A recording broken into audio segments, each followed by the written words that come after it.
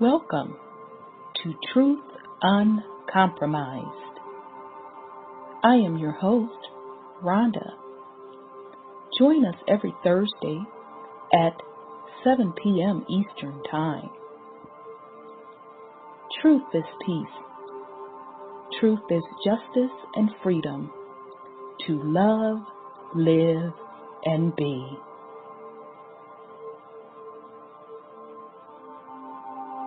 Music provided by SourceVibrations.com.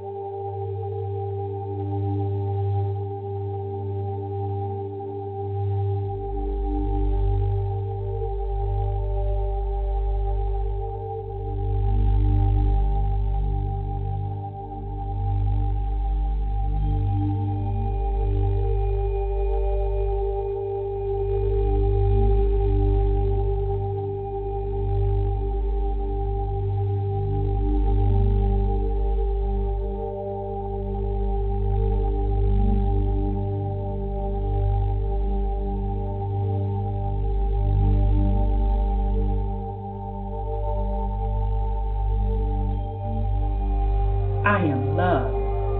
I am peace. I am free. I have abundance.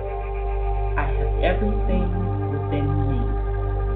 For I was, for I am, for I will always be. We are love. We are peace. We are free. We have abundance. We have everything within us. For we are, for we will always be. For Mother Earth is love. For Mother Earth has peace. For Mother Earth is free. For Mother Earth has abundance. For Mother Earth has everything within her. For she was, for she is, for she will always be. And so it is spoken. So it has been written, and it is done.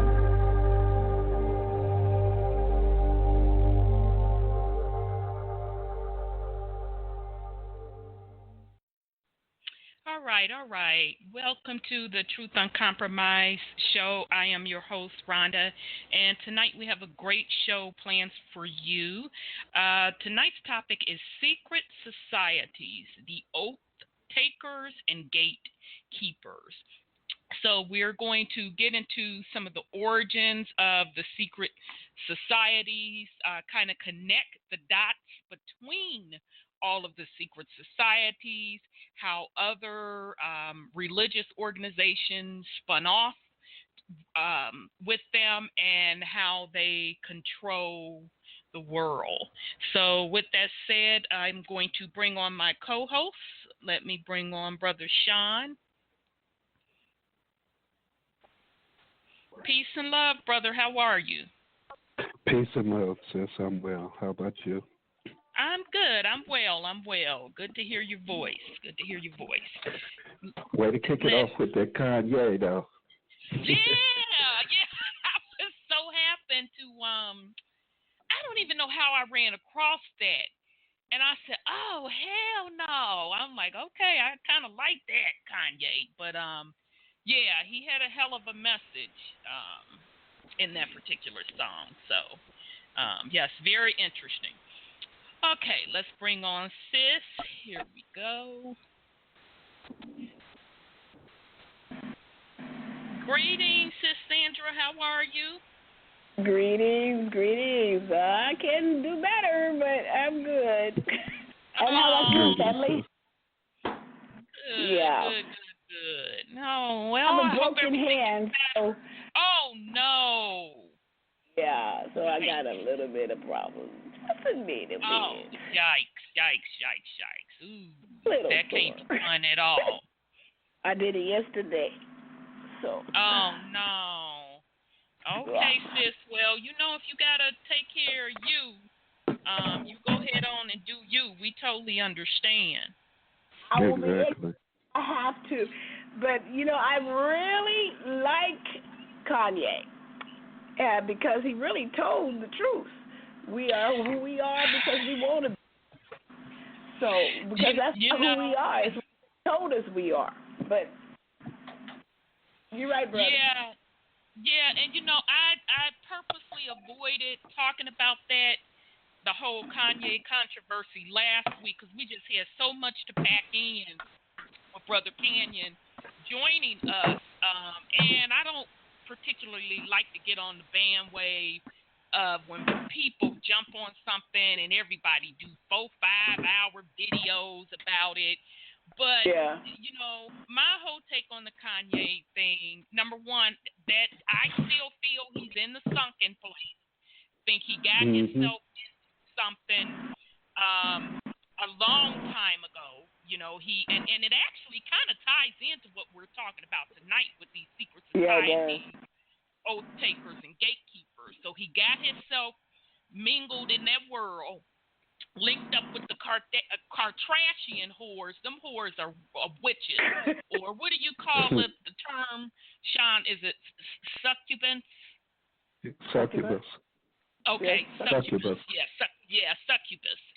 Every man that they have attached themselves to, you see literally the life force sucked out of them, and specifically melanated men.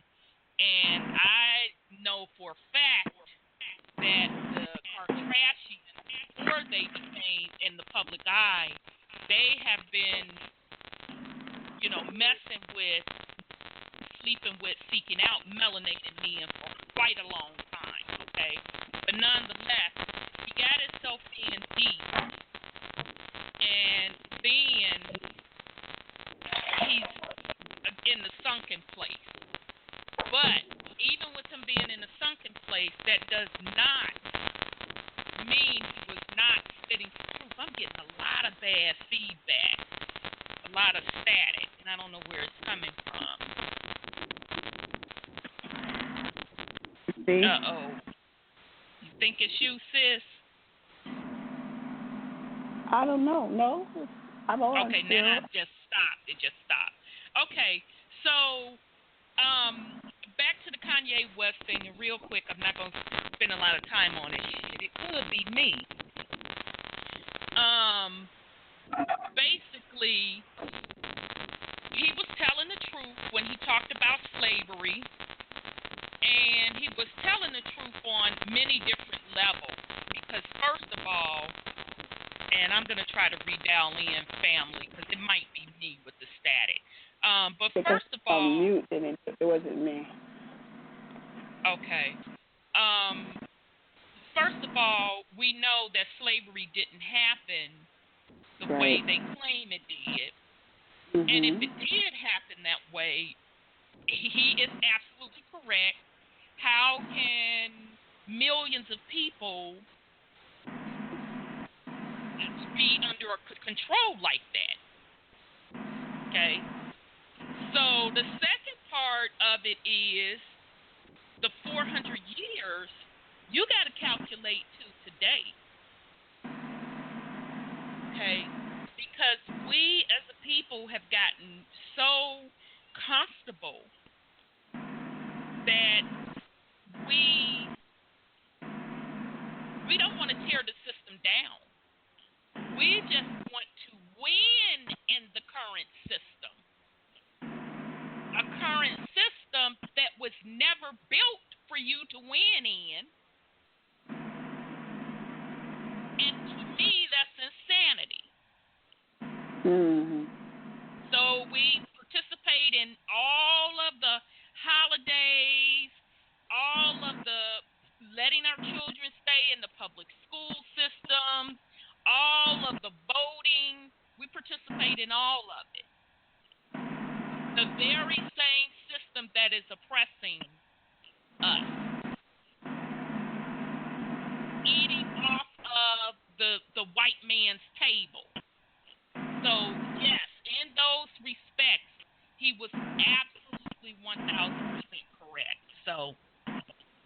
Okay, I'll pause. That's all I had. I didn't want to get on a big soapbox. Well, he's right, but what made him change? Is he like Martin Luther King, who went out there and told everybody they were black Negroes and all that kind of stuff, and then when he found out the truth, they killed him? I mean, why did he change? I was interested in what they're going to do to him because he put it out there. But maybe it's just time for it to be put out. Yeah, it's definitely time. It's definitely time. And who's to say that that's still not all a part of the agenda? Because, I believe that it has already crumbled. Okay, let's be clear. The only reason this system is still running is because the majority fucking participate in it. It's already crumbled. Right. And quite frankly, as far as I'm concerned, those actors, meaning all the politicians that are in these high-up secret societies, they know the shit is over. And they're pretty much out of tricks, out of rituals, because none of it is working, because the energy is not in their favor. They want the shit to switch over. Right. So, that's just my 2 cents. I'm sorry, Brother Sean, that you had something you wanted to put on it. It's like he said, he's a genius. They wouldn't have let nobody else get away with putting that out there. It's the way that he put the message out there. Yeah. And it also still goes to show you just how enslaved people still are. Everybody's mad at him instead of looking at the fact that he told the truth. Yeah. Right. We're governed by consent. Yes. We sit up and participate in the system, like you said. That's slavery by consent. So I don't see what everybody mad about. You are what you are. Because yep. Exactly. If you're a slave, you're a damn slave. Exactly. And, the thing of it is, when they do stuff like that, they're only trying to tap into what is the populace, where is the populace mindset at? So that by Kanye doing what he did, they already kind of took a gauge on specifically where the melanated folks are, because remember, this is your land. Okay, so now they already have a temperature of where the populist mindset is, but the flip side of the thing that I saw, there were people kind of coming out, giving Kanye their support, saying, you know what, he's right. Mm-hmm. Which was a good thing, So, that's how I feel about that whole thing. Now, I still feel that he's in the sunken place, but he did nail it on that. So we're going to get into the secret societies and just a little background on the reason that I decided to do this show. Now, I know many people have covered this topic before. A lot of this information will not be new to a lot of you, but what really struck me was how deep this secret society stuff goes once we got into the series of the whole slavery narrative, and how identities were switched, and how we investigated how the Moors were involved.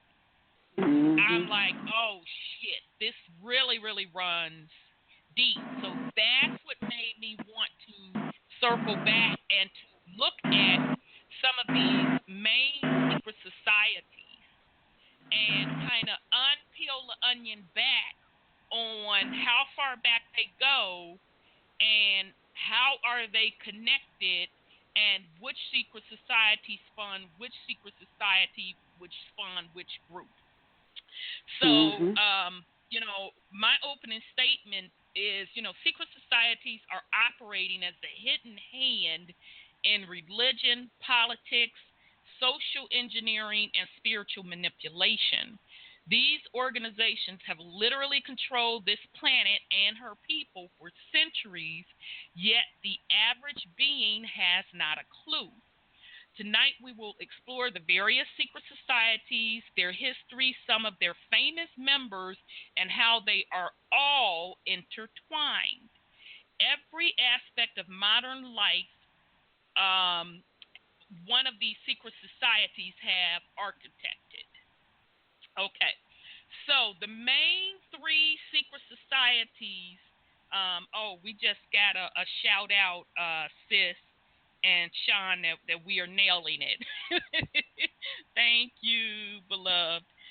Okay, so doing my research, the main three secret societies that I discovered that kind of kicked everything off. You have to start with the root, the Egyptian School of Mysteries. Okay, that's where they're building their knowledge from these secret societies, and the main one is the Masons, the Moors. I'm gonna go with four. So the Egyptian School of Mystery, the Masons, the Shriners. When I learned the connection with the Shriners and the Masons, I said, oh, shit, now I get it. And then the Moors. So you have the Egyptian School of Mystery, the Shriners, the Masons, and the Moors. Okay, so let's get into a little bit of the ancient mystery school of Egypt. Oh, wait, let me make sure that's the first article. Sorry here, family. Where's my article? There we go. Okay, so this is off of a website called Gaia. They actually have really good articles on here, family. GAIA.com. And this is the connection between ancient Egyptian mystery school and Freemasonry. And this was on February 13th of 2017. Freemasonry means different things to different people. Ask 10 Freemasons what they do and why they do it, and you're likely to receive 10 different answers. But common to every variation of answer will be the strain that Freemasonry makes good man better, being as it a system of self-improvement tried and tested over centuries. Why ancient Egypt?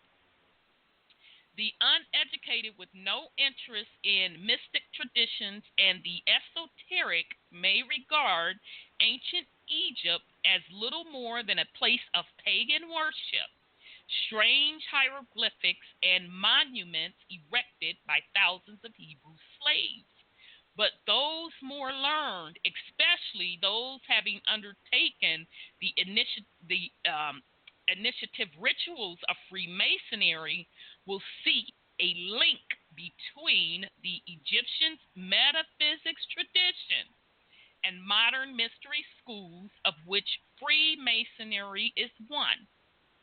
Invitation into the mysteries. Ancient Egyptian history author Alfonso Marit wrote of the Egyptian mystery schools to the initiate of the sanctuary.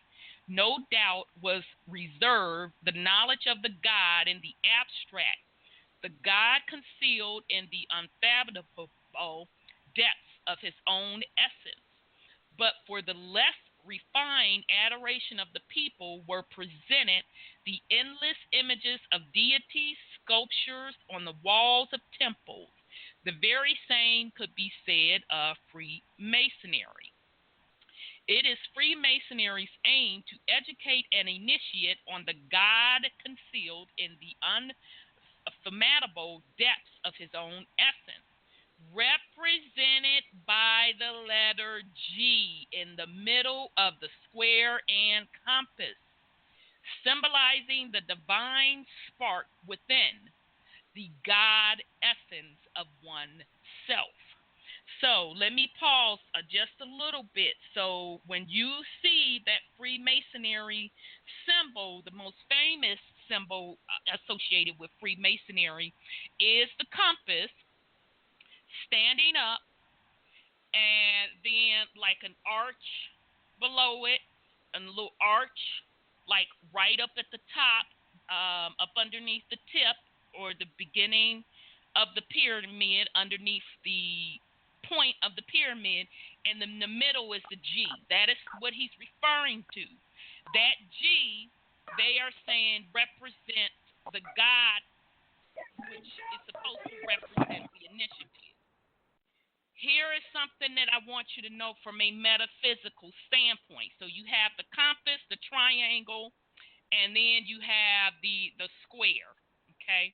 Here's something that I want you to know from a metaphysics standpoint. What they are representing there is not only that G or that God, which is you, but that particular symbol represents the Merkaba, okay? So your energy field, we've talked about that several times on this show, okay? When we talked about your whole chakra system and aligning your chakra, balancing out your chakra, that energy field that surrounds all of us, that is your Merkaba or Makaba, okay? That's what that compass represents, that triangle and that square, with that G in the middle. You are the G in the middle. The compass and the square is your aura around you. You'll also hear folks say your spaceship. When you hear them talk about getting in your spaceship, they're only talking about your energy field, okay? All right, your energy field in order to rise to the higher level of consciousness, to tap into the higher dimensions. Okay. All right. The Christian priest Origen said that the Egyptian philosophers have sublime notions with regard to the divine nature, which they kept secret and never discovered to the people, but under a veil of fables and allegories. Once again, we see the similarities to the teaching methods of Freemasonry, which is performed by way of symbolism and allegory and never revealed to the uninitiate, known as koans. Initiation ritual. Masonic teaching centers on its initiation rituals. Each of the Masons' 3 degrees take the candidate through a journey steeped in history, symbolism, and allegory to teach him lessons of how to raise his divine spark, realizing his relationship to a higher power, God, Grand Architect, Supreme Being, etc., and live a life of moral rectitude. Occult scholar Louis Spencer from 1874 through 1955. And also we're going to pay attention to these dates because you're going to see these dates line up to when the takeover happened of the land over here. Okay? All right. So Louis Spencer tells us of the same goal of initiation in ancient Egypt. The purpose of initiation is a conventional attempt to realize man's place in the universe and in the divine scheme of things. And for this, I believe the Egyptian mystery system achieved for the first time in an orderly and philosophical manner. Have we no lessons to learn from Egypt? Aye, the greatest in the world, the knowledge of that divine introspect, which alone can give man the likeness of the divine. Masonic author Albert Mackey believes in a relationship between modern Freemasonry and ancient Egypt. Wrote Mackey, the identity of design and method in the two systems, as illustrated by the division into steps, classes, or degrees to which both were subjected, viz. Lustration, purification, or preparation, initiation, and perfection. The widow's son. Another link between Freemasonry and Egypt is the Isis Osiris story that formed the crux of the ancient Egyptian belief system. In the Egyptian rites, Horus is the savior, avenger, son of Isis, magically conceived through rituals after the brutal murder of her husband, brother Osiris.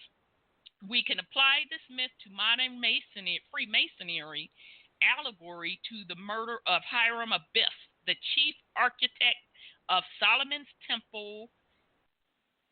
Isis made a widow by Osiris's murder. Freemasons are called widow's sons.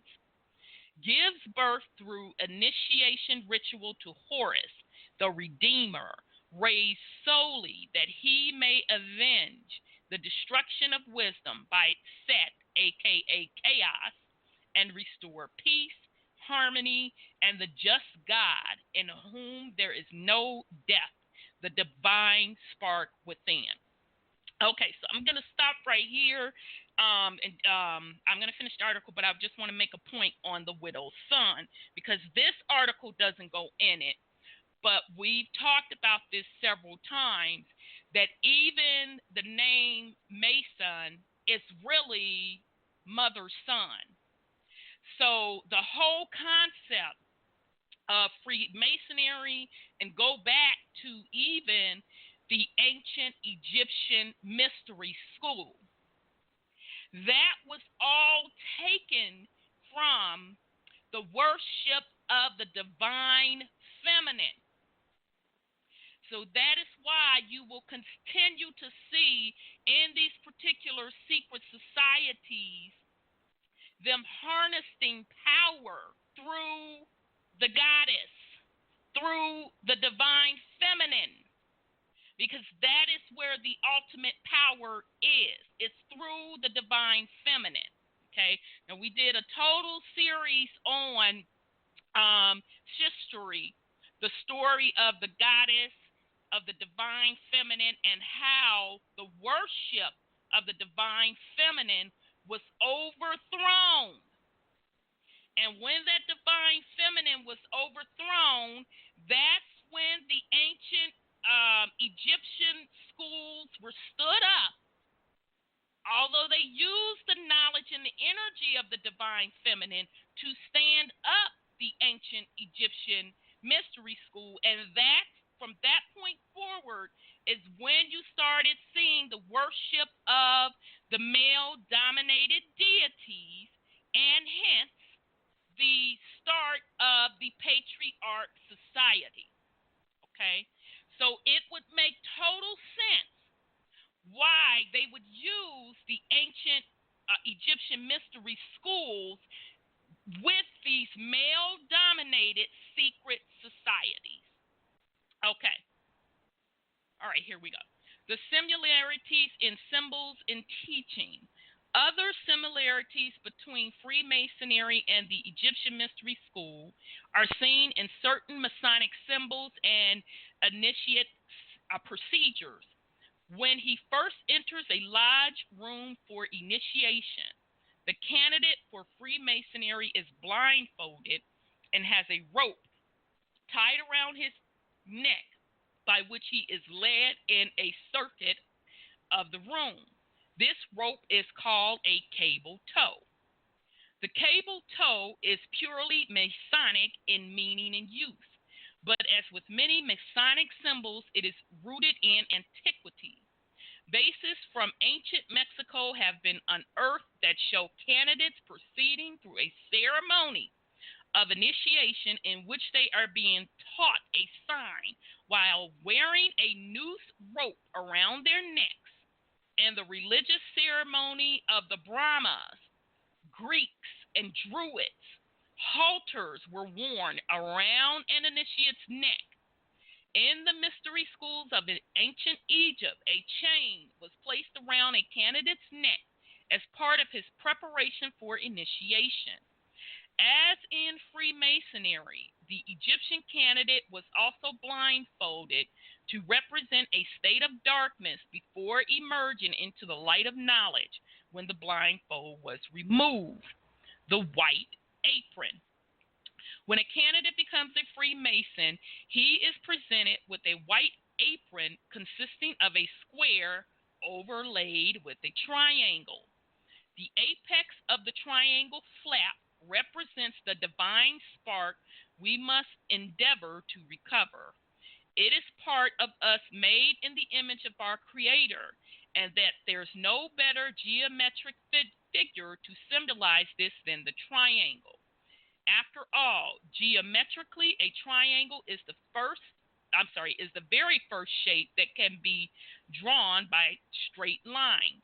This is why the number 3 was venerated by the ancients and still to this very day. The triangle of divine spark. In Judaism, the triangle represents the past, the present, and the future. To the Chinese, heaven, earth, and water. To the Hindu, creation, preservation, and renewal. The 3 points of the triangle also represents the conscious mind, the subconscious mind, and the collective unconscious. The ancient Egyptian ceremony of initiation led the candidate to a door shaped exactly as a Masonic apron, a triangle over a square, symbolizing his progression from an earthly material existence, square, a heavenly spiritual existence of higher learning, triangle. Okay, so that triangle square goes right back to what I was saying with the G in the middle. That represents your spiritual light body. Okay, so that ritual that they're describing to you is symbolic of you getting into your light body, your energy center field, to access your higher consciousness. Okay, the point within a circle. The Masonic symbol of a point within a circle inside 2 parallel perpendicular lines is steeped in antiquity. Early Egyptian monuments have been discovered inscribed with the symbol of God represented by the Alpha and Omega. In the center of the circle, bordered by 2 perpendicular parallel serpents, in many ancient belief systems and mystery schools, a circle was used to symbolize God as like a circle. God has no beginning, no ending. The honeycomb. One of the emblems of the 3rd degree of Freemasonry is the honeycomb. Many ancient civilizations revered bees and honey. The ancient Egyptians developed methods of advanced apiculture as far back as 3000 BCE. Menendez, the first king of Egypt, who ruled somewhere between 5000 BCE to 4000 BCE, was called a beekeeper, a title bestowed on all subsequent pharaohs. Depictions of bees and honey are prevalent on many Egyptian carvings, including the Flamet and Paphic obelisk, the obelisk of Luxor, the pillars of the temple of Karnak, and on the statues of Ramesses II. Even the Rosetta Stone, which dates to 196 BCE, was etched with pictures of bees. Royal tombs in Egypt also show the importance of beekeeping and honey, including the enormous sarcophagus of Ramesses II, which includes numerous pictures of honeybees. Foodstuffs created by bees, such as pots of honey, honeycombs, and honey cakes, were placed by the sarcophagus as food for the gods. Even Alexander the Great requested that his body be wrapped in honey upon his death. Okay, so I'm going to pause just right quick to talk about the importance of the shape of that honeycomb. Okay, and this is going to be on the metaphysics side of the house. Okay, that is going back to, again, the vibrations of geometric shapes and the importance of shapes. Okay, so, and sis Sandra, you will know where I'm going with this when we talk about that Kabbalah. Okay, so you kind of know the shape of that Kabbalah and how they use that Kabbalah with the numbers. That can be pretty much broken up probably into two honeycombs if I'm looking at it right. Okay, and then they use that Kabbalah based on the columns. On that Kabbalah, they have a numbering system, and they put the numbers to manifest, quote, quote, what they want. Okay, so that's the same thing with the honeycomb. All right, it is giving worship to that particular, the energy in that particular geometric shape or flower of life, okay, to manifest what they want. That's on the spiritual level. On the physical level, we all know the importance of the bees and how the bees are important in pollination. And without the bees, there would be no reproduction of the plants on the planet because the bees help spread that pollination. Okay, that's how powerful the bees are. They are very, very important in the physical part of life as far as the plants. Okay, and they also carry the seeds on their body. They can drop them on the ground, and different plants and trees grow out of that. Okay, so that is that symbolism, the importance of that symbolism of the honeycomb in masonry. Okay, keeping hush hush. Secrecy and silence play a big part in Masonic teaching, but are not exclusive to the organization.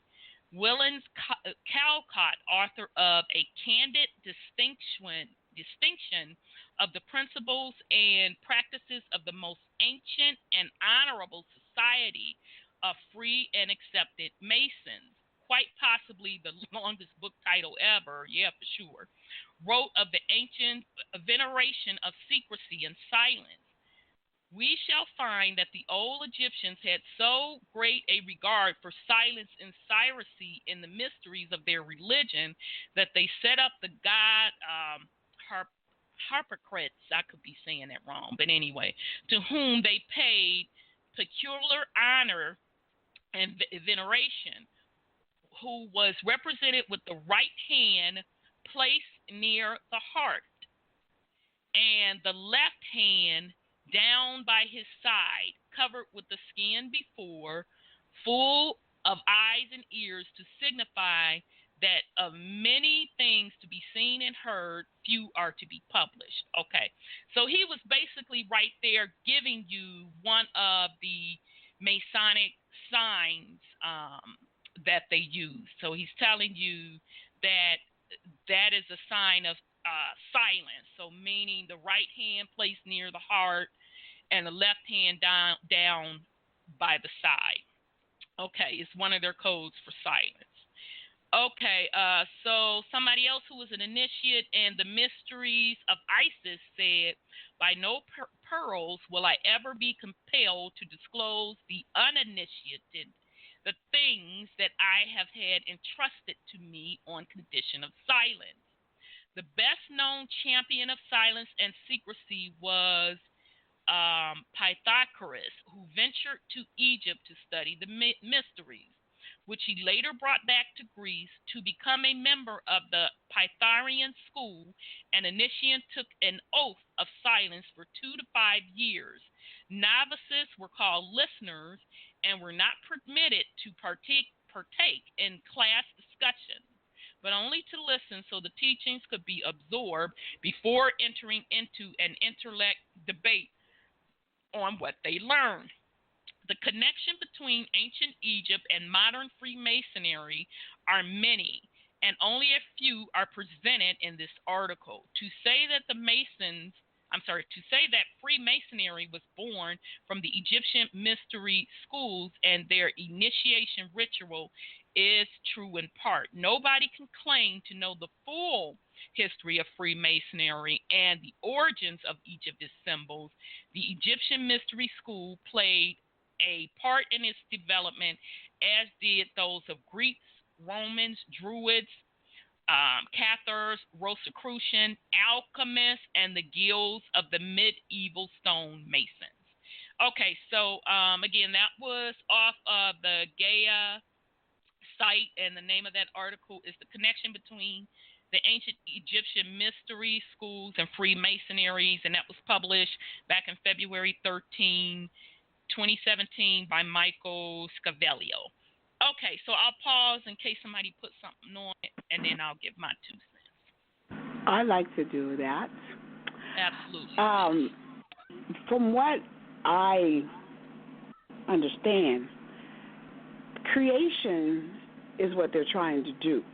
They're trying to change dimensions when they do the Merkabah or the Cabal, and they're trying to create their ascension thing to the different dimensions. George James, The Stolen Legacy, says that it was taken from the Egyptian schools by Alexander the Great, as you call it, so-called Great, when they went into the libraries and stole them. Alexandria. Alexandria. And they want to say that the civilization was started by the Greeks when it wasn't. Right. They were over there learning that stuff. So the Merkabah is a form of recreation or creating. And when they do that coffin, they're going in there to die, so they live again. So, and it's a ritual of dying and coming back a new person, a different person, and ascending as they're called, as far as I heard. And Harem the Beth is us. That's who's in that coffin is a Harriet, and maybe not Harem, but Harriet, and the woman is the secret to creation. Yes. So that's how I heard it, and they do that ritual, I guess, because they don't have the soul ascension that we have, but they're trying to obtain it by doing those things. And the symbolism, like the mummification is supposedly they can take with them into the next life the things they need. Right. So, and with the honey on, what's his name, Alexander, he's trying to mimic what was already written. A lot of those people in that day, like Aristotle and Pythagoras and all those people, they were tried, according to George's Stolen Legacy, for heresy, because they didn't stand with the current religious beliefs, So that's what I remember, and I hope I remember it correctly. You're remembering it right to me. You hit it right on the head, because even that one ritual that you mentioned with the coffin, you're absolutely correct. And when I read that, I immediately thought of the Christian baptism. Right. Kind of the same concept, except in the Christian world, you're worshiping the deity they named Jesus, which actually is the deity Horus. But that's a separate story. But yeah, absolutely. One guy, I think his name is RFG. Well, he's a young man. He's on the internet, and he's talking about the Big Bang Theory is really what all of that stuff is about. Horus and Osiris, the gatekeepers. The ascension necessary for every man to get off of this planet, and because this is 3D, and they need to go to 5D, and they can't get from 3D to 5D without going through Osiris, which is a sun system or something, star system, and he was the firstborn out of the cellular combustion. And so that's what they're trying to do, get off this planet. And another thing that I heard as well. So there's a lot of theories on what's going down. Yeah, and that's interesting that that brother brought that particular concept up, because essentially, we should all realize by now that you can only ascend through your consciousness. Okay, at the end of the day, it's all about your consciousness, because as we when we talked about that chakra system, which is your energy centers, by the way, that's what that whole new movie, The Avengers, The Infinity Wars is about. Dude collecting them stones. It's all about the chakra system. But anyhow, that's what it's all about. Balancing your chakras, making it past your heart chakra to access your higher consciousness, because you can only get to the higher dimensions through your consciousness. That's how you get to those higher dimensions. Right. So any of this other stuff that they, talking about, anything outside of self, I'll keep this shit real simple.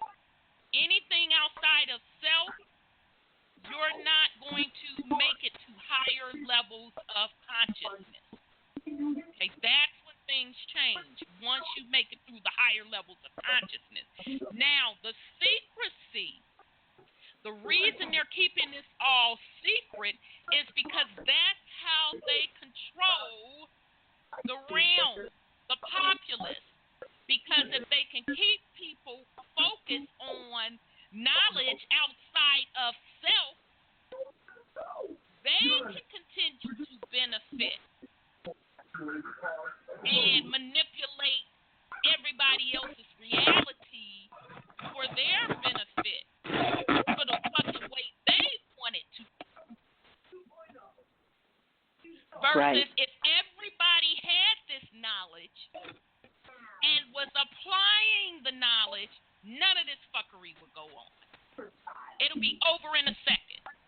Okay? But in so all that's fairness, what the whole secret is about. I'm sorry, sis, go ahead. In all fairness, they are using so many chemicals and systems to block the pineals from functioning like our people should have them functioning. Say for instance, fluoride, or the G5 system with the cell phones that's coming, and the cell towers, and the chemtrails, and the aluminum that's in, and the food, and all this kind of stuff. That makes our pineal glands also calcified like theirs, and keep us, just like back then, you choose to be enslaved if you don't learn to get away from that kind of stuff and what is blocking you from being the true self you're supposed to be. And so that's another thing that's happening. And I kind of take a different view on that. Those are some of the tools that they try to use to suppress you, but nothing is as powerful as you. Nothing is as powerful as your higher consciousness. So even under the worst conditions, if you are able to go within and balance your chakras and raise up to higher consciousness and activate that G in the middle, that the God that you are, you're unstoppable. So none of that shit even works on you, because you rise above that. your water, the food you put in your body, all of that, you are capable of changing the vibrations by your voice. That is why I speak of when you're, before you drink your water, before you eat your food. That was the concept that the Christianity used of praying over your food. They weren't telling you why. They were telling you to pray to a deity when you were supposed to be praying and thanking the food for the sacrifice, putting love into that food, putting energy, putting vibration into that food. You can change that frequency. That's who you are. You are a God. So nothing that they can do to you when you are in your God body, you cannot be destroyed. That's the secret that's hiding. So, I'm sorry, Brother Sean, that you have something that you wanted to put on it. I'm sorry, I didn't mean to keep running my gums. No problem, sis. Wasn't thought Atlantean, so to speak, or allegedly? Was who an Atlantean? So wasn't Thoth supposed to have been from Atlantis? Yes, he was. Supposedly and allegedly. And Atlantis is South America. So, come on now, bring it now. Bring it. Once again, that's them taken from here. Yes. We originated all this. Yes. All they done is perverted. Yes. They perverted everything when they switched it over to a patriarchal system. Yes. Absolutely. So the ancient Egyptian actually was here. The pyramids, and I'm not making this shit up. Brother Sean not making this shit up. Just do a little bit of research. The pyramids over here are far older than what they're calling Egypt today over in what's named Africa. The pyramids on this land are far older. So if the pyramids are far older here, that would mean the ancient Egyptian school of mystery had to come from here. And furthermore, you could do a little research, and folks are putting out there that the pyramid structures that they're saying are in Egypt, particularly Giza, not so much the Ethiopian pyramids, but the ones in Giza are fake. Okay, they were stood up. They were saying, some say the 1700s, which I find very interesting if it's that 1700 year. Some say as late as the 1900s. Okay, to create this narrative of Egypt being over there. Okay. So very, very good point, Brother Sean. My other point on the whole South America, what we're going to soon discover very, very soon here, how important South America really is. Okay? I am going to put together a show dealing with the whole Arctic. We've got to talk about the Arctic and the connection with the Arctic and the land beyond the Arctic, and it has a deep connection to South America and Africa, and why I believe that Arctic is being re-talked about now, because it's going to play a big role, or it is playing a big role in the whole dimensional shift. So yes, very, very good point, Brother Sean, on the whole South America connection. Okay, let me see if I want to do this other article. Let's see here. Or if I want to get into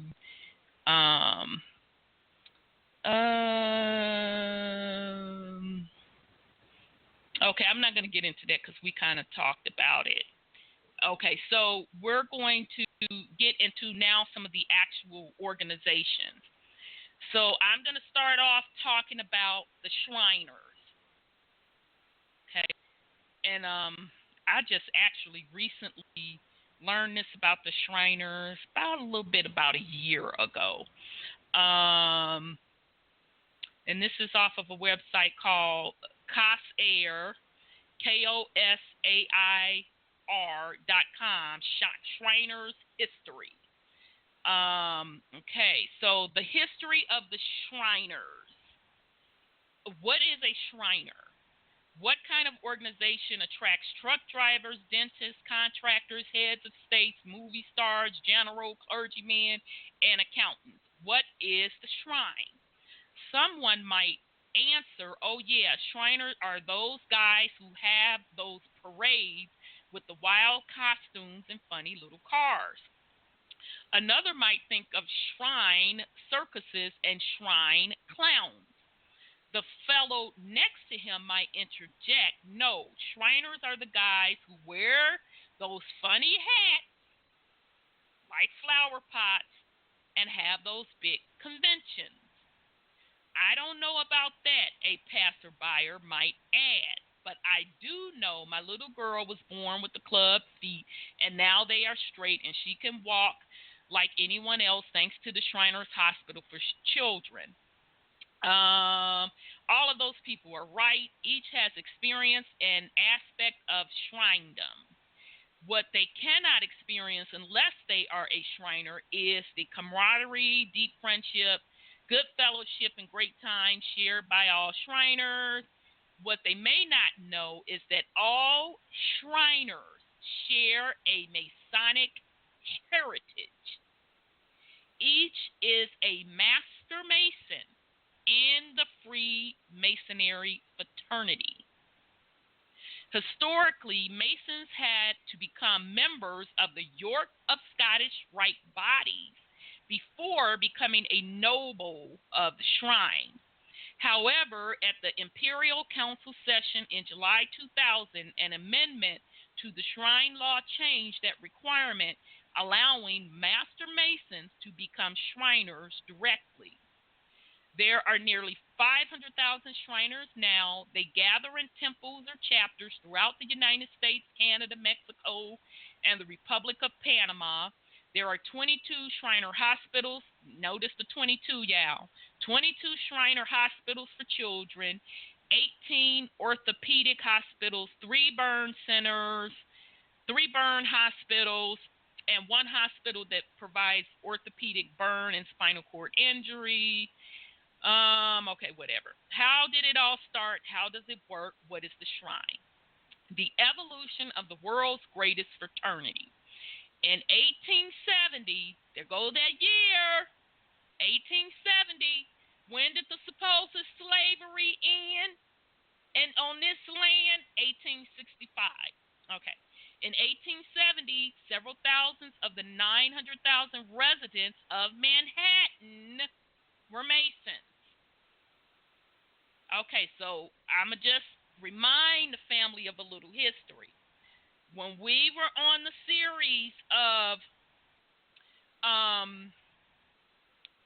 slavery, the myth of slavery, we talked about the Iroquois Nation off of that coast of New York and Jersey, inviting in the Dutch and other European nations. I know for a fact the Dutch. I forget the other nations. Forgive me. No, I'm not sure if it was the French, but I know the Dutch for sure. Okay? The Iroquois Nation struck deals with these European nations to do business on the land for the fur trade. Okay? That was the invite. So the European invasion was actually an invite by some of the ancestors. Okay, now not all of us agreed to that. Okay, we also talked about how the Iroquois Nation was the one that pretty much wrote the Constitution. Okay, So it does not surprise me that they're saying by 1870, 900,000 residents just in Manhattan alone were Masons. Many of these Masons made it to a point to lunch at the Knickerbocker Cottage, a restaurant at 426 6th Avenue, at a special table on the second floor. Excuse me, a particularly jovial group of men used to meet regularly. The Masons who gathered at this table were noted for their good humor and wit. They often discussed the idea of a new fraternity for Masons in which fun and fellowship would be stressed more than ritual. Two of the table regulars, Walter M. Fleming, MD, and William J. Florence, an actor, took the idea seriously enough to do something about it. Billy Florence was a star. After becoming the toast of the New York stage, he toured London, Europe, and Middle Eastern countries, always playing to capacity audiences. While on tour in Marseille, France, Florence was invited to a party given by an Arabian diplomat. The entertainment was something in nature of an elaborate stage musical comedy. At its conclusion, the guests became members of a secret society.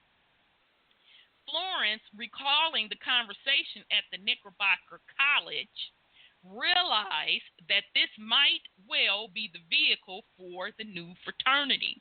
He made copious notes and drawings at that initial viewing and on the two other occasions when he attended the ceremony, once in Algiers and again in Cairo. Okay, so that's going to be important. We're going to break this shit down just a minute here. When he returned to New York in 1870 and showed his material to Dr. Fleming, Dr. Fleming agreed. Dr. Walter Millard Fleming was a prominent physician and surgeon. Okay, I'm not going to read all that fuckery. Let me stop. Let's motherfucking break this down. Okay, because this person is only given his story. We have to read behind the code. So now they want me to sit up here and motherfucking believe the lie that they just came up with the Shriners organization as they was just partying. But yet dude who they are crediting for starting the Shriners went to Cairo, the Algiers and Cairo. And then they magically came up with this Shriners organization wearing a motherfucking fez with Mecca on it, with the sword and the moon and the star and a pharaoh. That fez represents North Africa. Point blank. So that conclusion will tell me that the organization Shriners was a spinoff from what the high up, behind the scenes Masons out of North Africa fucking sanctioned. All you have to do is look at the fez on the Shriner's head. It tells the story. Can't get no more clearer than that. Okay, so let me see. All right, now the emblems, because the rest of the article they talking about who did was supposedly and allegedly this, that, and the third. Okay, the emblem, the crescent, was adopted as the jewel of the order. Though any material can be used in forming the crescent, the most valuable are the claws of the royal Bengal tiger, united at their base in a gold setting. In the center is the head of a sphinx, and on the back are a pyramid and an urn and a star. The jewel bears the motto, robur et furor, which means strength and fury. Today, the shrine emblem includes a scimitar from which the crescent hangs and a 5-pointed star beneath the head of the Sphinx. Okay. It says Dr. Fleming and his co-workers also formulated a salutation used today by the Shriners, and I know I'm probably not pronouncing this correctly. I don't know Arabic. Salama Alqiyam, which means peace be with you. That's Arabic. Out of North Africa. But they came up with this on their own, though, right? In returning the salutation, the gracious wish is, and I'm not going to say what it means in, I'm sorry, the Arabic saying, because I don't know how to pronounce the Arabic. With you be peace. The fez, the red fez with a black tassel, the shrine's official headgear, has been handed down through the ages. It derives its name from the place where it was first manufactured, the holy city Fez of Morocco. Okay. But they came up with this on their own, right? At a party. Okay. Some historians claimed it dates back to AD 980, but the name of the Fez, or Tarbouche, does not appear in Arabic literature until around the 14th century. One of the earliest references to the headgear is in Arabian Nights. Okay, let me see if I wanna. The first meeting they were saying was held in 1872 in New York, Masonic Hall. Let me see. The original 13. That number 13 is very symbolic in the occult. Anytime you hear the number 13, that means hidden. Okay? So the original 13 Masons of the Knickerbocker College Lunch Group were named charter members of Mecca Temple. Okay, let me see. So they also have an imperial council. And how did it grow? It started growing. They started just 2 years later in 1878. They had 425 members in 13 temples.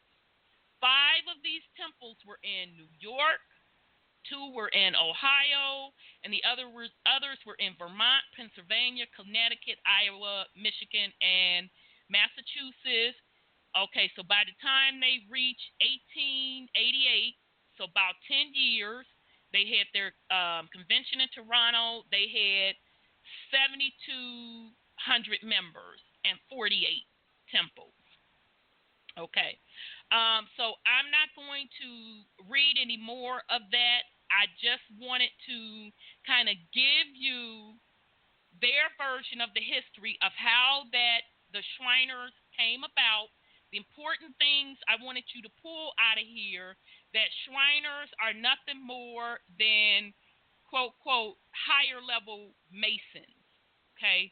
But don't let that fool you. That does not mean that the Shriners are higher than Masons in the organization, okay? It just means that the Mason, if you are a master Mason, and to become a master Mason, you do not need to be at the 33rd degree Mason. Just to be a master Mason, you can apply to be a Shriner, okay? And notice how the Shriners directly took the North African concept of that Fez and also of the Arabic. Okay, so I'll pause in case somebody want to put something on it. Then I'll try to look for my video too. I do. Yeah.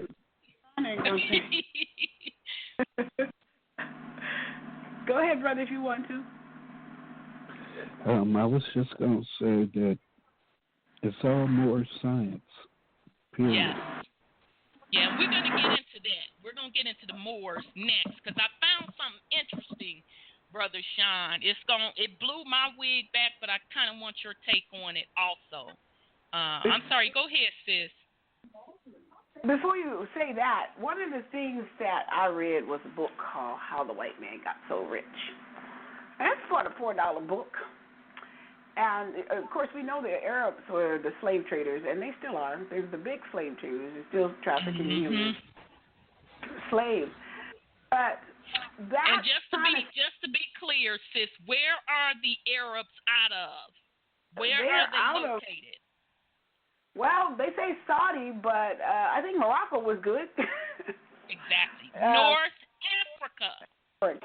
Yes. Yes. And so they're 1870. See, when you say 1865, 1864, and everything for when the slavery ended, that was not to their liking for that to end. And so this is where this book comes in, How the White Man Got So Rich, is because they start joining together in these secret societies and these unions and all these other little, things they did, like opening the immigration for this country to flood it with European immigrants who had the skills because they were the serfs over there. So they blocked us from getting jobs.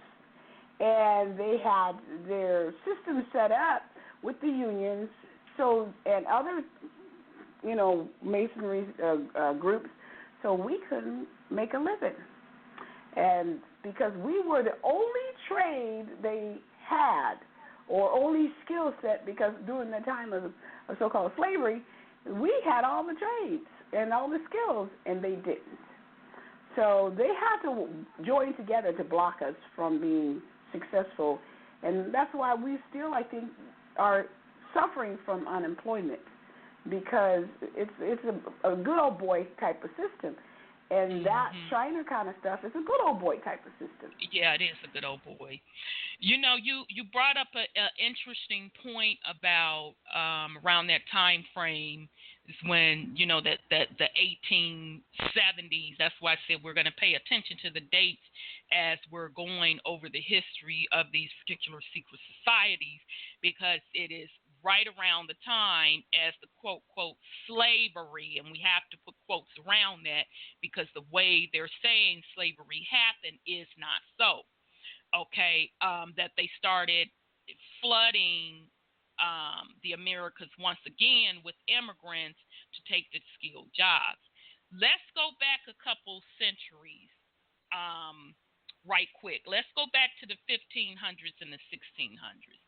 And if you want to know a clear picture of the first settlers that hit the Americas from Europe, go to a YouTube channel from a brother named Medicine Man.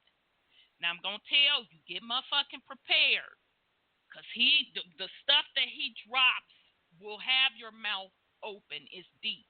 But the one particular thing that he dropped that I'm like, it makes sense.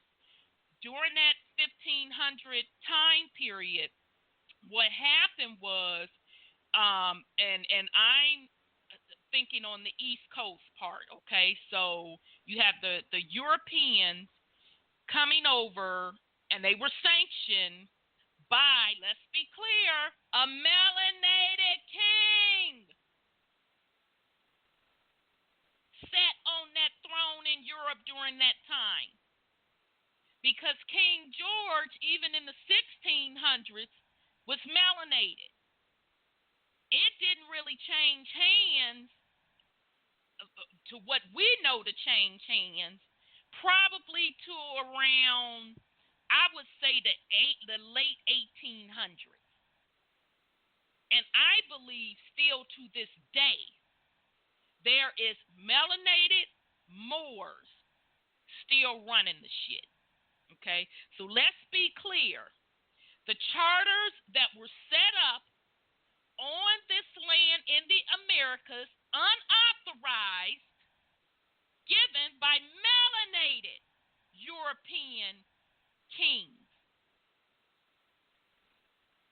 was in Europe. That was in France. All across the board. That was the Dutch. Those were melanated kings. Okay, so the point of my story. When the first settlers came over here, they came over here as test grounds. Okay? They literally starved to death. They were at the point so much of starvation that they had to resort to digging up dead bodies and eating them. I'm not making this shit up. As a matter of fact, RT News did a documentary on it, and I was trying to find it, y'all. It's hard to find it. I ran across a snippet of it, and I was trying to find the entire documentary, and I can't find it. If I find it, I would definitely share it with you. Okay? That is the real true story of the colonists. They came over here and they were starving to death because they did not know how to survive on this land. They did not know how to grow any crops, any of that. They had to be taught. Okay? So that's when you hear the stories of the Thanksgiving that the quote Indians had to show them how to grow crops, etc., etc. That is true. But the parts they don't want to tell you is that they were literally starving and literally dying because they did not know how to survive on this land. And because they were sickly, once they started coming in contact with our ancestors, then a lot of us started to die from the disease.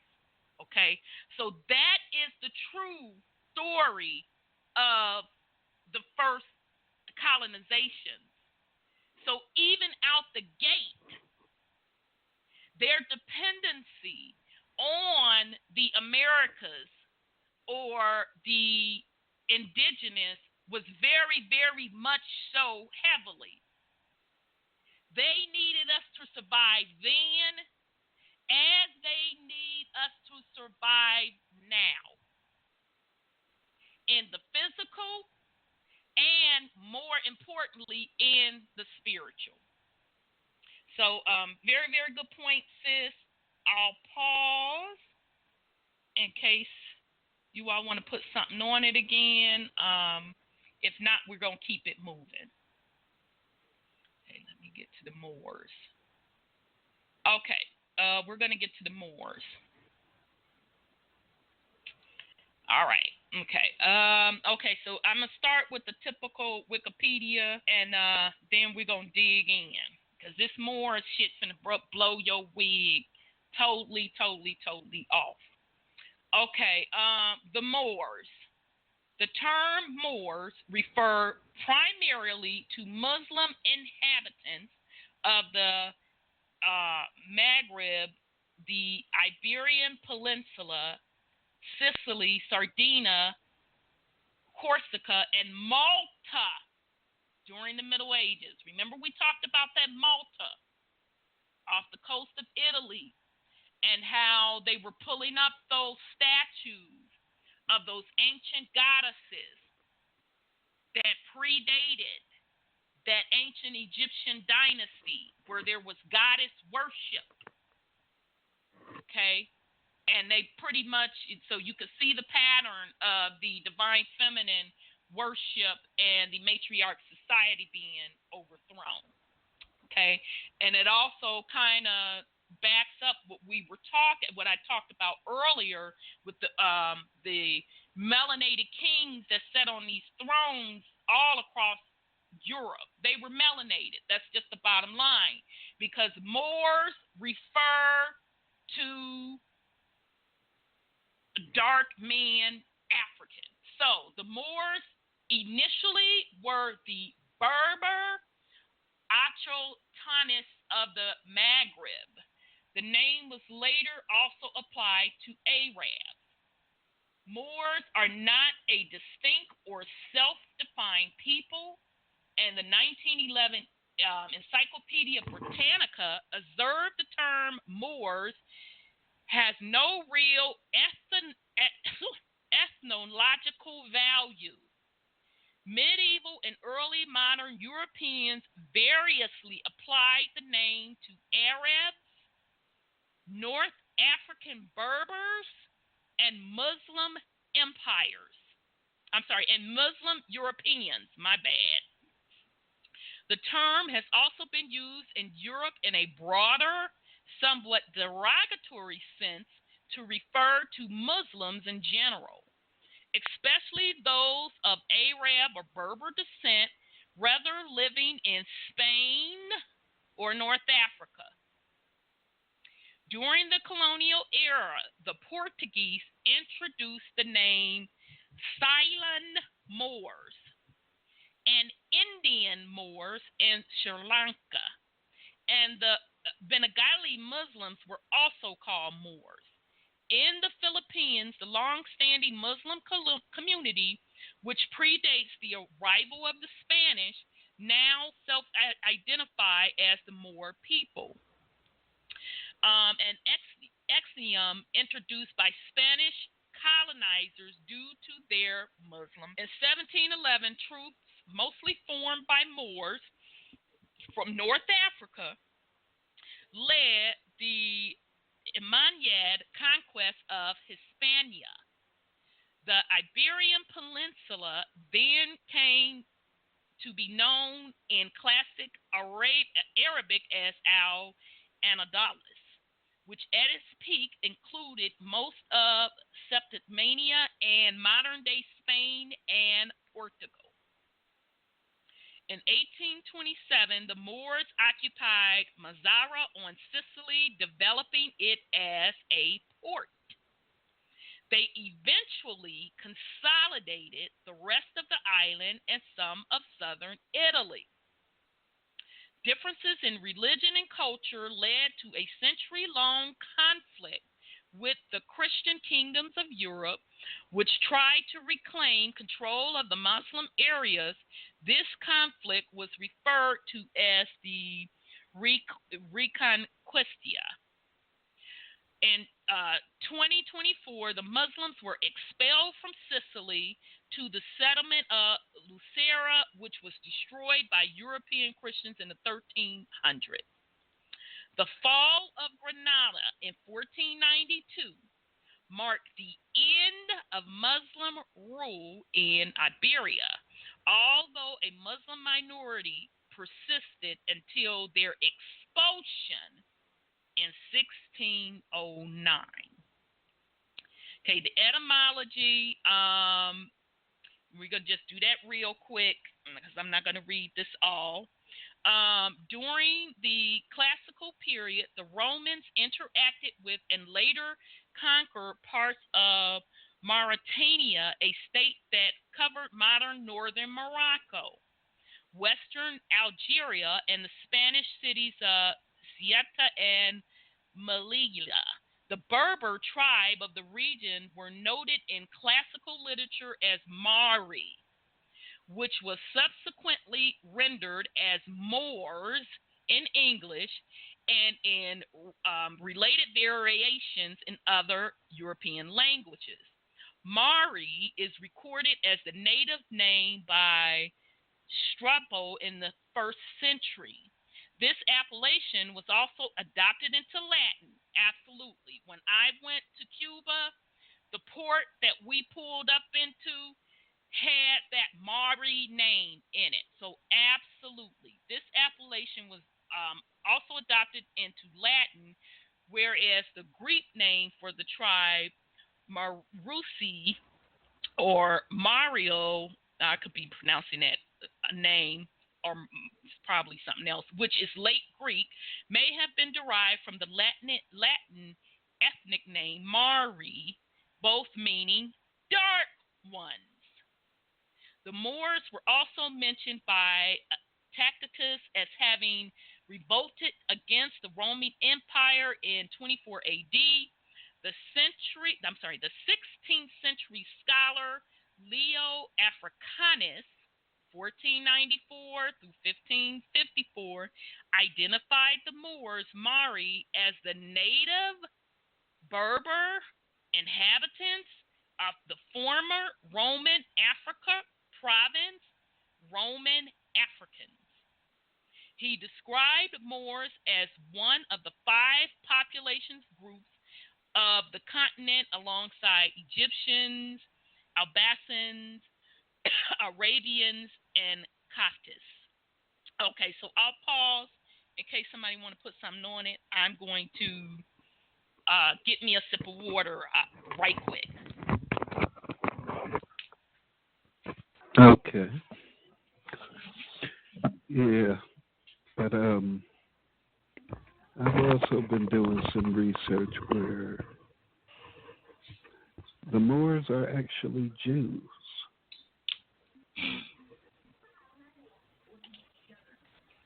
And that some of their descendants are the ones, some of their ascendants are actually the ones who came out the Caucasus Mountains. Now, Brother Sean, you finna sit up here. I'm glad I had sipped my motherfucking water before you said that. Because, woo! That brother's channel that I mentioned, he talks about that. Okay, and I'm going to try to work that into the whole Arctic show and Africa.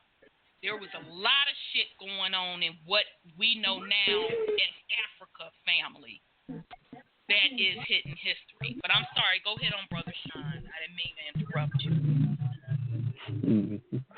And the original Caucasians are actually melanated. That's also an identity that was stolen. That's right.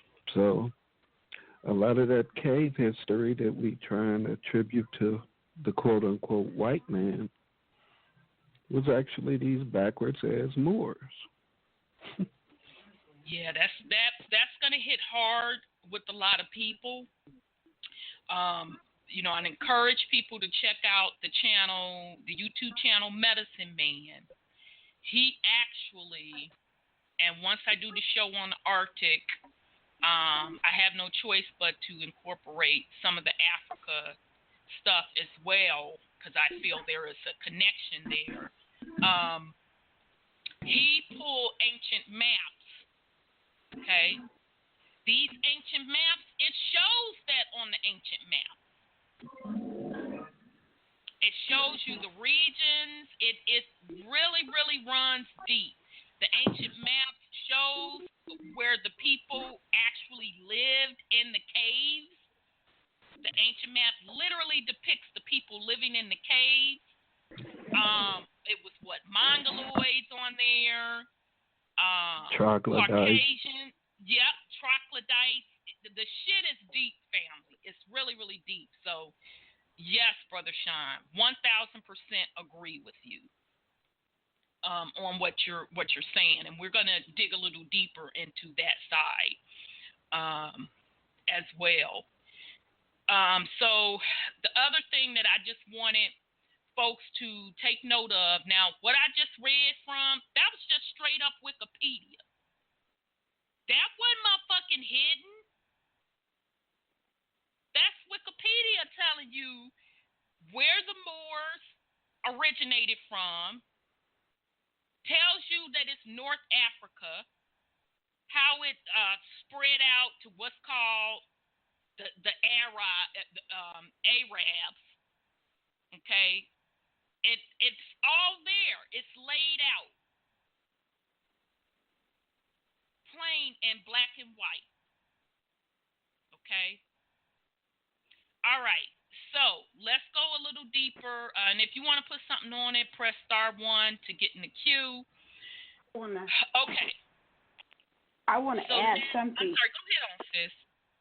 When he said they're Jews, they supposedly are Saracens. And Saracens come off of Elam, one of the Peleg and all them people, Abraham's seed. And I was looking up the Saracens one night, and the head of that family was Elam, which is let's see, one of the was it Herbert? You know, the Jewish Herbert. They say that's one of his sons. So that's where that idea comes, if Abraham was real at all, is where it comes from. But the Moors were both melanated and European, as far as I know. So they're brothers or cousins or something. But they were destroyed. I mean, they were defeated by the Turks. They were defeated by the Turks. And these Moors here that we're dealing with came over here as slaves to South Carolina. And they're the darker ones, of course, from North Africa. And that's the ones that set up this Moorish, they're the ones who are responsible for the one world order, according to what they say. It didn't come from the white man. It came from them. So that's why they want to steal our legacy over here, because by tricking us, they can have a foothold onto this side of the continent and reestablish themselves as a one world order. Because I think that's their goal, is to regain some of that power that they lost. Right, and it's interesting that you brought up the one world order. Thank you for bringing that up, because a lot of folks associate that one world order with the quote quote Illuminati and the quote quote white man, or AKA Caucasians, when in reality the Moors, you know, the higher up secret society, that is their goal, for a one world order, Moorish, Muslim, Right. Okay, so the Illuminati side of the house have already accomplished that. Okay, but even when we get down to the actual banking, the Knights Templar and all of that, that was all melanated people, family. Let's be clear. Okay, those particular, that particular king out of Italy, Medici, I never pronounce his damn name right, but the family of banking out of Italy, that is a melanated man who started the concept of banking with the Knights of Templar, another secret society organization. And again, what happened? They collapsed their economy across Europe. So really the last untainted land was over here, because they had pretty much ran through all of their resources. Their banking system didn't work, so they came to set up shop over here. But that was all through melanated, Moors / European rulers, melanated rulers, Moor rulers. I heard their name. The melanated side was called Rothschild, and that's Shield. And the I heard that too. I haven't had any proof on that, but yeah. Yeah, and the white side was named Rothschild. And the Rothschilds were the behind-the-scenes people. Right, the hidden hand. Yes. Now, I don't have any proof on that. But, yeah, I heard that as well, sis. Okay. And it kind of goes back to what I said earlier, that even today, everybody's saying the white man, and behind the scenes, the hidden hand is really melanated folks, the dirty one. Okay. Also, Go ahead. the game that they playing though is, let me see. The New World Order is already in effect. Mhm. It was a New World Order when they switched from the matriarch to the patriarch.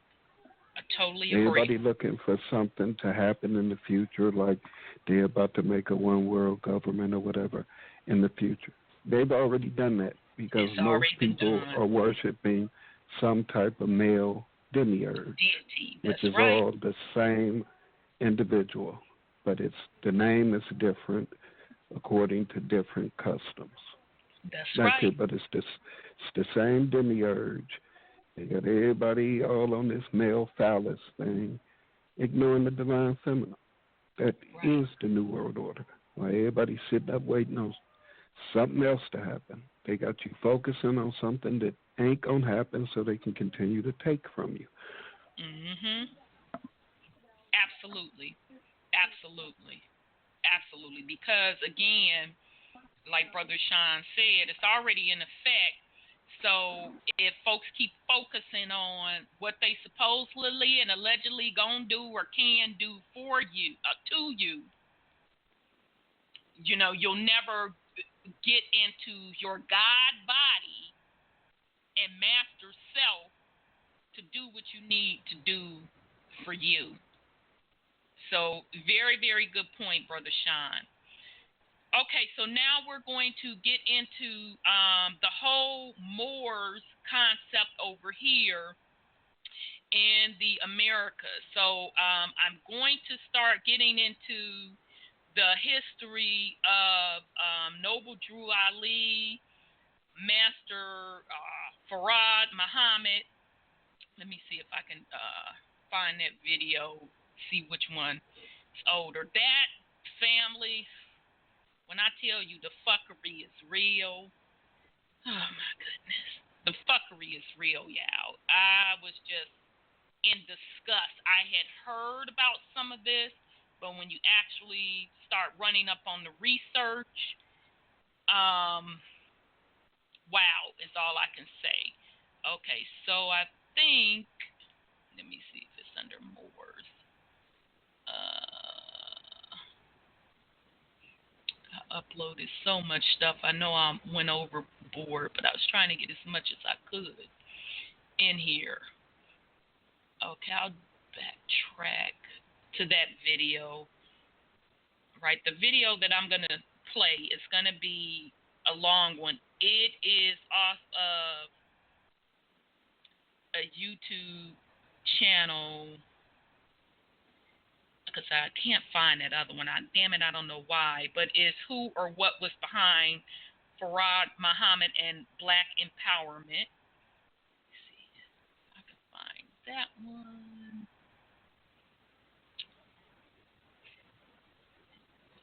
Okay.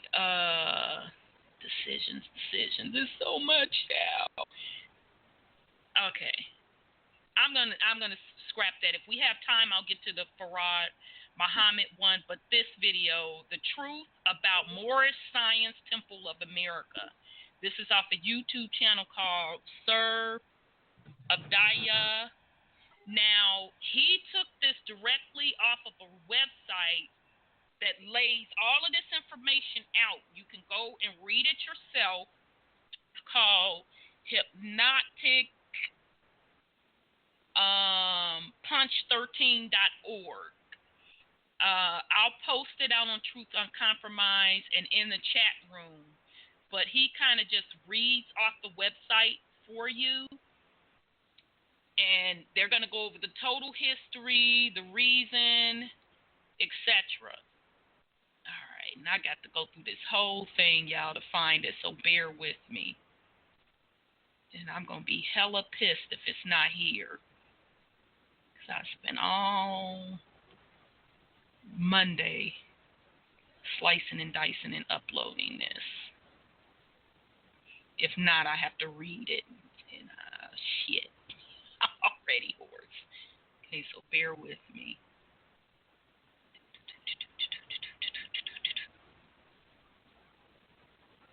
Let's see.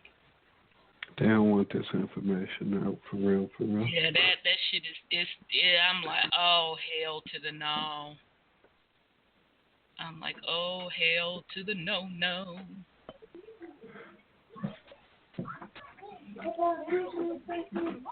Okay, it's here in their defense, in their little motherfucking defense. It's here. Okay, now this is gonna be 19 minutes long, almost 20 minutes. It's worth every fucking minute. If you want to know the true origin of what they're calling the Moorish Science Temple, here you go. Okay, so I'm sorry, sister, do you have anything before I spark up this video? I just said I can take a guess who's behind all this. How about that mighty USA corporation? Well, yeah, but it goes back deeper than that. And what I didn't bring up with the Moors is that the Moors first originated in England. Okay? Ooh. So the first charter, damn, see, I knew everything works out for a reason. My bad, family, because I wanted to bring that up. That's my bad. I found this information out last year, and I heard it directly from the source, but I also found the research. Let's be clear. The charter of the Masons started in England, okay? In order to set up shop, you had to get your charter from England. Now, this is what's going to blow your motherfucking wig back. The first charter issued was to melanated folks for Masons. I'm going to say that again. The first charter out of England, which was the official charter, was issued to melanated folks. So all of the quote white Caucasian charters that were here back in the 1700s in the Americas, they were motherfucking illegal. So when the Civil War broke out, they shut the motherfucking illegal Masonic temples down because they did not have authorization out of the charter from the crown. Now, interestingly enough, Prince Hall is associated with setting up the melanated temples, the Masonic temple lodges, because that's why they're called Prince Hall lodges. They said because of discrimination, okay?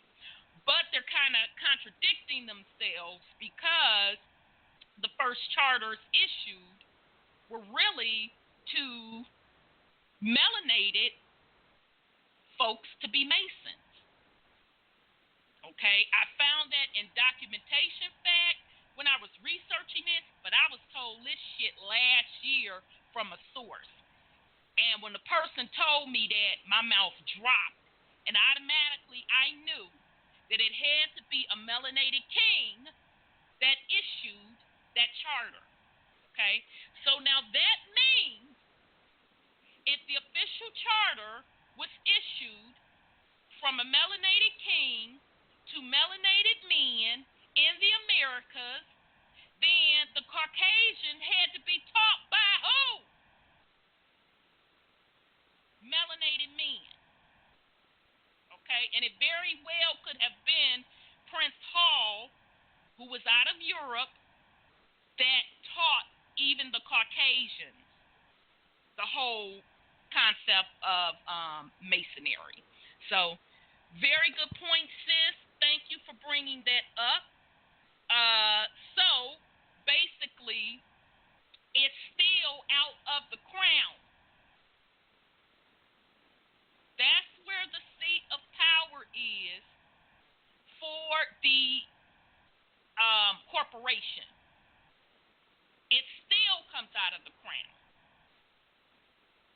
okay, and ultimately rolls up to the Vatican, okay, because it's the same system at the end of the day. As Brother Sean said, the New World Order, they've already instituted that shit. They're just trying to figure out a way to keep it going. They know that they really can't keep it going because of the sacred science, the metaphysics science behind it. Deep into Masonry and into the Moorish studies or the Moorish Science Temple of America, I do give them credit. They do teach a lot of the science, the astrological science, the metaphysics science. So they know what age that we're in. They know that the energy that is on our side, okay? So the name of the game now is to keep telling you who you are, allegedly and supposedly are, to switch identities, to keep this lie going, to keep switching identities with you so you can't fucking ascend and take your rightful place. Not to keep the shit going that they done stood up. Let's be clear. That's why I say I'm not fucking interested in cutting no deal with the motherfucking corporation. Because that's not what this age is about. That it will be destroyed, is being destroyed. It is to you to come into your God self, your God power, to take your place as the guardians of the planet. Not to switch places with the New World Order. That's the old dead system. Okay. All right. So if you are in the chat room, if you want to continue to join us, we're going into overtime. In 9 minutes, you need to dial 929-477-3858. 929-477-3858. Okay, we're going to get into the video about the truth about the Moorish Science Temple, Part 1. I did a video on this on Daily Motion called Moors or Morons. I might not call the title that. This is a redo of it. Probably read the whole thing. It says, this is the posting is not intended to be taken personal, but its message is only meant to be taken personally. I debate with myself about this posting on whether I should teach this or not. Well, the debate is over.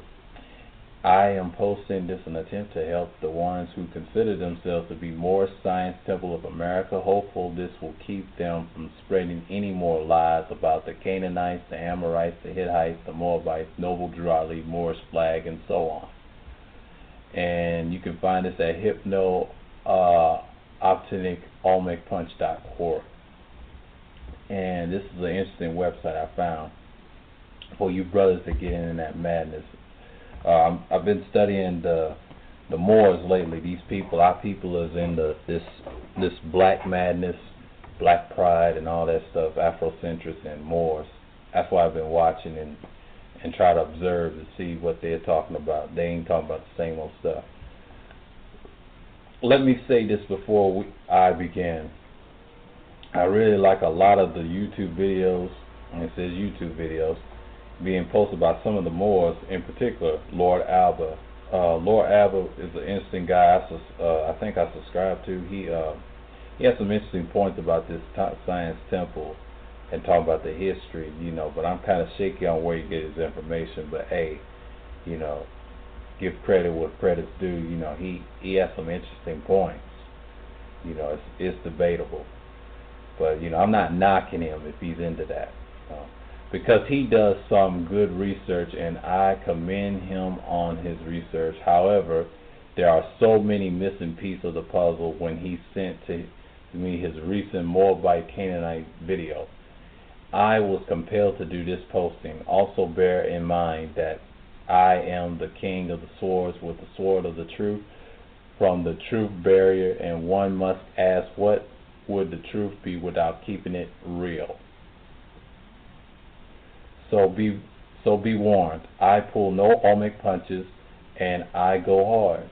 He said, I go hard. That's what he said. Okay. Before getting into a doctrine written by the late, also great Noble Drew Ali, yeah, that's right. A lot of people call him the great prophet. You know, this going around. I didn't know this was around 2009 and 10 and 11 now. It's interesting. We must enter under and understand who he really was and that which he was greatly influenced by. Most of you may have already known that Noble Drew Ali was born Timothy Drew on January 8, 1886 in North Carolina, USA. However, what most of you may not know is he was greatly influenced by many European Shriners, Masons, and Islamic Turks. That's a red flag right there. A lot of people try to deny this and try to say this ain't true. That's been fabricated and all that. You know, I don't want to hear all that. This is the truth right here, and I mentioned that in my video. So I'm just reading this to see this person's information. He said, this may be a bit shocking for some of you because of what most of you have been taught to believe about the late, great Noble Drew Ali. However, Noble Drew Ali had two primary teachers in his initial stages of the development of the Canaanite science and Freemasonry, which led to its establishment of the Canaanite Temple in Newark, New Jersey in 1913, and later the Moorish Science Temple in Chicago. The Moorish Science Temple is nothing more than a religious corporation, which was incorporated under the Illinois Religious Corporation Act 805, I think ILCS 110. Am I correct? Yeah. This was not a sovereign nation or empire like many of the Moors often claimed Noble Drew Ali had established. Most Noble Drew Ali's work was borrowed from the Rosicrucians. His work was borrowed from the Rosicrucians, the Shriners, the Islamic Turks, and the Aquarian Gospel of Jesus Christ, published in 1908. I'll read it again. It says, from the Rosicrucians, Shriners, the Islamic Turks, and the Aquarian of Gospel of Jesus Christ, by an eccentric Ohio preacher named Levi Dooling. Again, Levi Dooling. He also had two primary teachers, one by the name of Allah Mazari Bey, and the other was Duzi Muhammad Ali. Duzi Muhammad Ali Bey. This is Duzi Muhammad Ali Bey Effendini.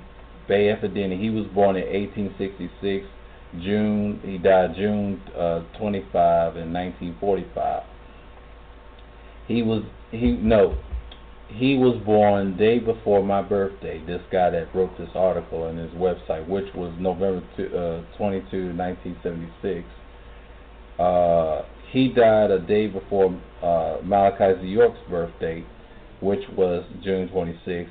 Another false prophet, Malachi Z. York. He claimed to be the guy from Planet Rest. He's a false teacher. He had a good teacher. He's a Nuwapian. I'm not going to get into that. He's a false teacher. I'm not going to shun him. You know, he can be shunned any day. A lot of people don't like him or Yahweh ben Yahweh. These are false teachers, by the way. They're not prophets. They have vain philosophies from religion. It has no validity in it. Now, notice the word Mohammed instead of Muhammad in his name, and also notice the title Bey Effendi, in which a Turkish term is meaning Lord or Master. This term was used by the Ottoman Empire in Turkey, and also the term Bey, which is a title for Turkish chieftains. And now, why were the Moors using Turkish chieftain titles or the name Bey and having the last name Ali?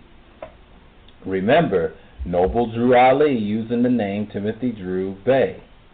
His name was Timothy Drew Bey under the tutelage of the Mazari Bey, and changed his name to Noble Drew Ali under the tutelage of Duzi Muhammad Ali. So he changed his name to Noble Drew Ali under the tutelage of Duzi Muhammad Ali. the guy that died in 1945. The reason for these titles and terms being used by Duzi, Muhammad Ali, and Noble Drew Ali is simply because they were under the influence of the Turks. They were influenced of the Turks, Shriners, and Masons. It is customary for European Islamic Shriners to use the terms Noble and Ali in their Shriner temples, which is why Noble Drew Ali, who claimed a self-proclaimed, like when you claim something, you're a prophet, you're a false prophet.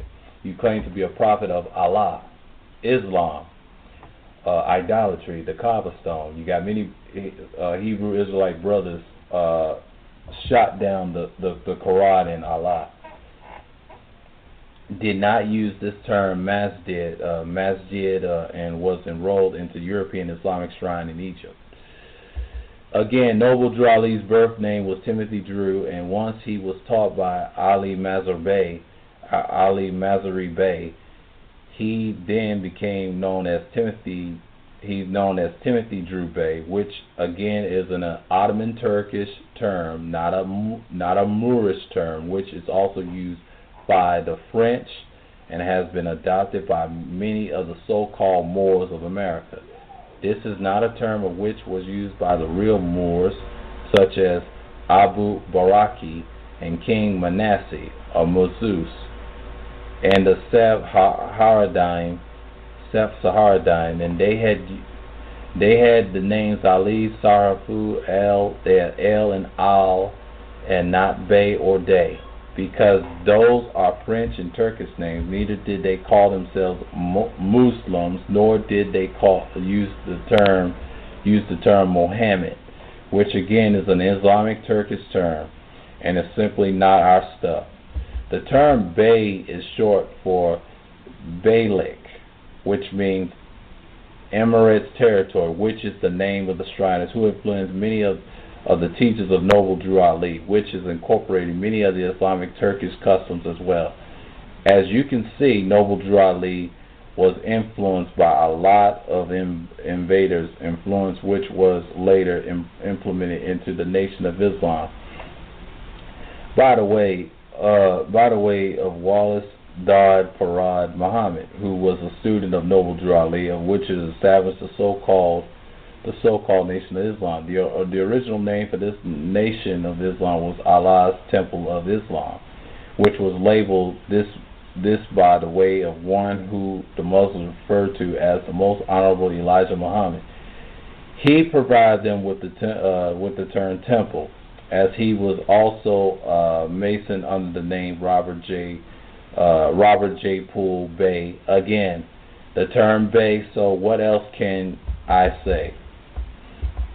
Robert J. Poole Bey, who later became the Honorable Elijah Muhammad, the one that taught Malcolm X, Malik Shabazz. Note, he died a year before I was born. Let's be clear that no star in the universe can fit inside of a crescent moon. If a star gets anywhere near a moon, you will not able to see the moon. He has a star inside of a moon, which is not possible. On his Masonic fez,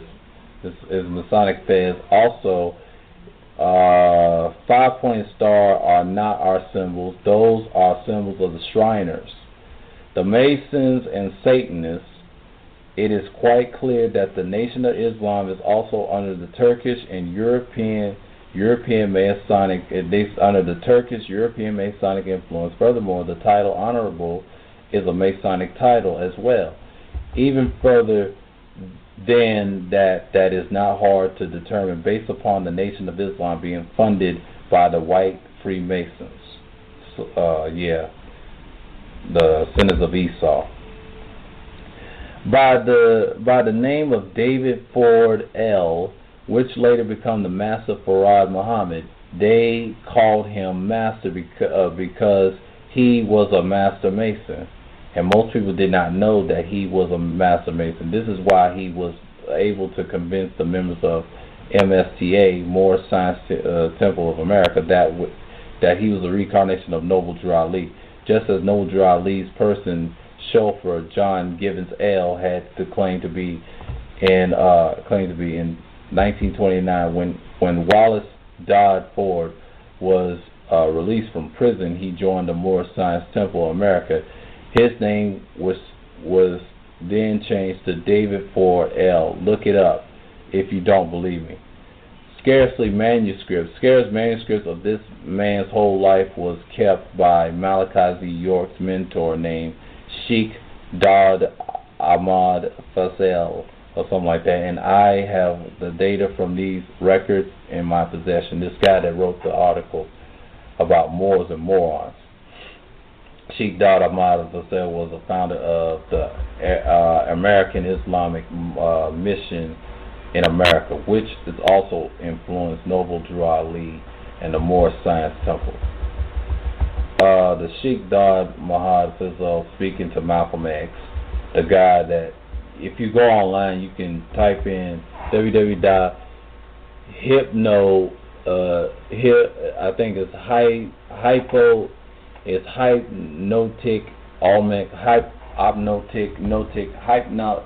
hypnotic.org, and it says, and go to Moors and Morons. That's what I'm reading at, and see all the pictures and proof that he put out. This brother beautifully exposing these guys on YouTube. And Lord Alba, he's into that mindset. I don't agree with what he teaches, but I understand the information he brings. It's true, talking about the government and things like that. That's the only reason why I checked out the Canaanite video, if he's part of the descendants. Sheikh Daud Ahmad Faisal, or something like that. Faisal speaking to Malcolm X at the United Nations in the summer of 1963. Photo taken by Robert L. Higgins. He maintained all of the sacred manuscripts of everything that was going on with these Masons and Shriners. In these religious organizations, they are poisoning and confusing people. The Masonic impostor Wallace Dodd Ford, David Ford L., and Master Fard Muhammad, that's his name. He's a Mason, by the way, a real Freemason. Circa 1891, 1960, that's when he died. Born in Portland, Oregon, not Arabia. He was born in Portland, Oregon, not Arabia. Less than a month after Wallace Dodd Ford had become a member of the Moorish Science Temple, Noble Drew Ali was founded dead at the home, and guess what? Wallace Dodd Ford was never a suspect when he was just got out of prison and claimed that Noble Drew Ali left him in charge. Now, why does this not sound suspect? The only reason that this does not sound suspect is because who do the people believe Wallace Dodd Ford to be?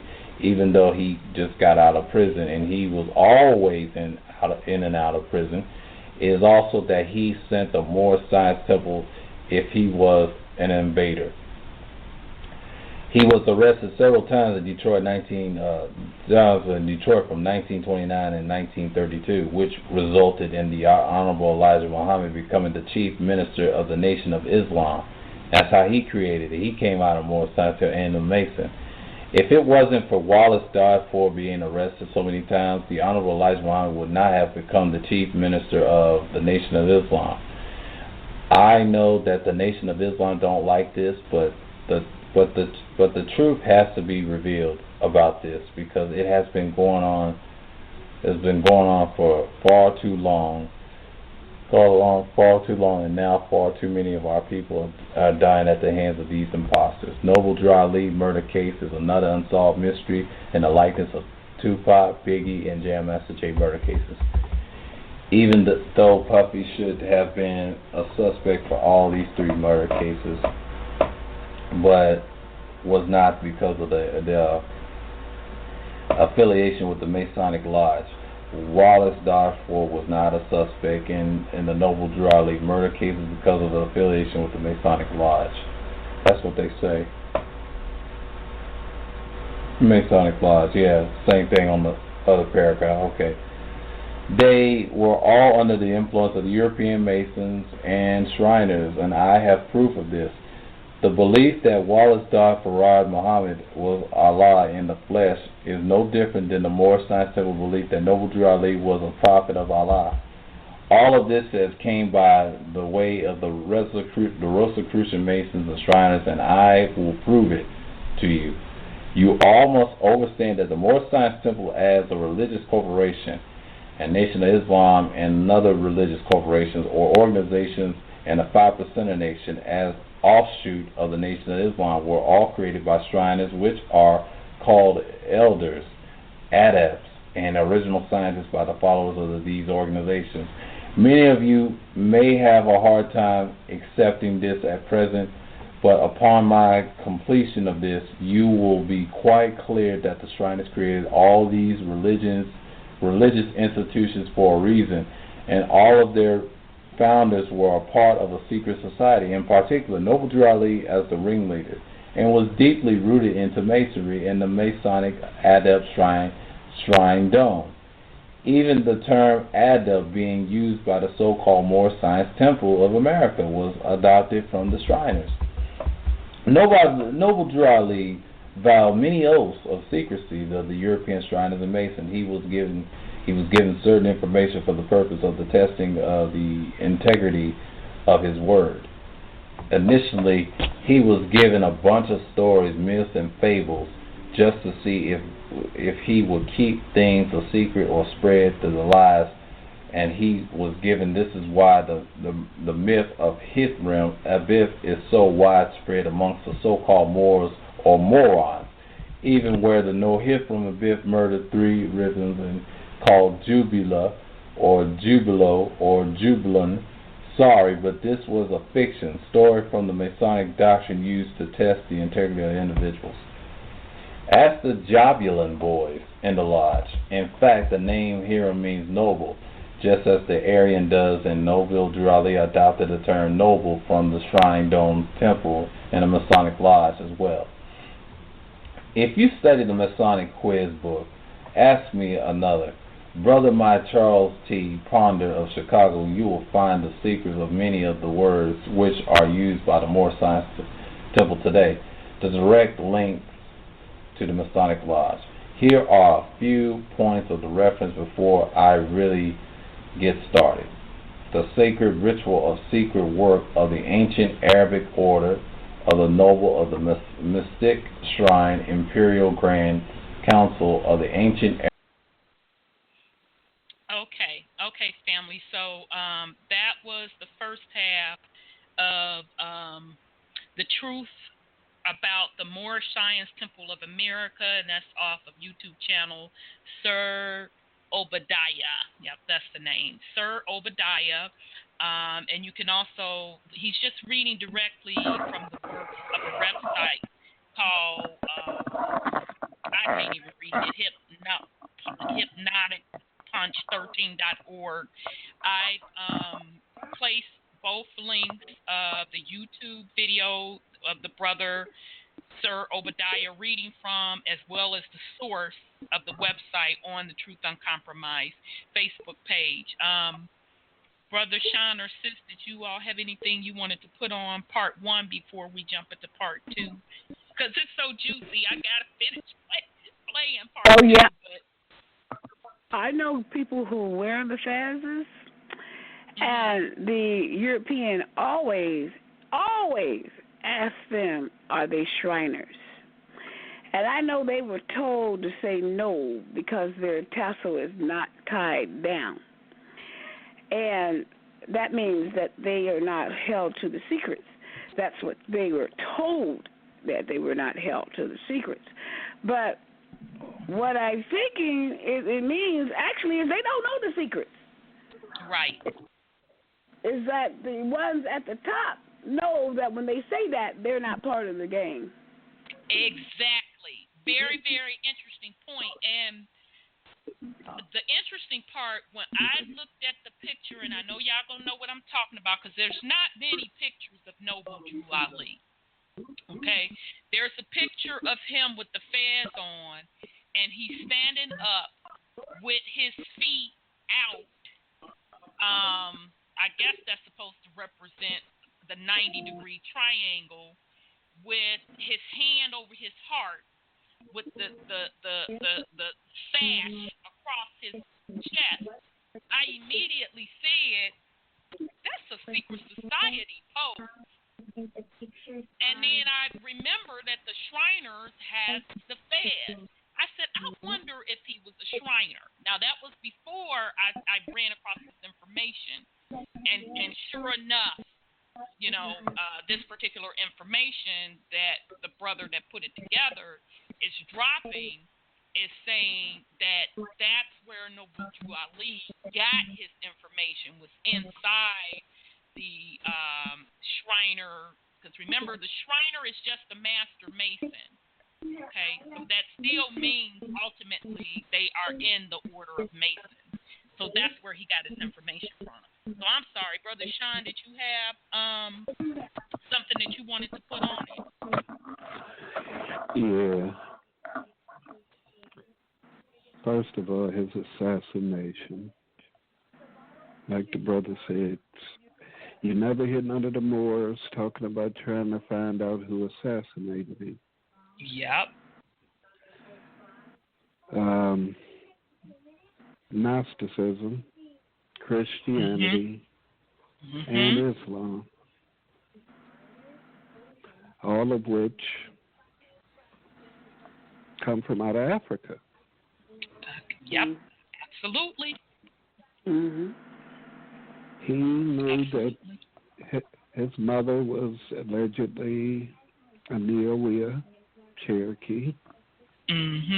So, if anything, he would have knew of his own true heritage.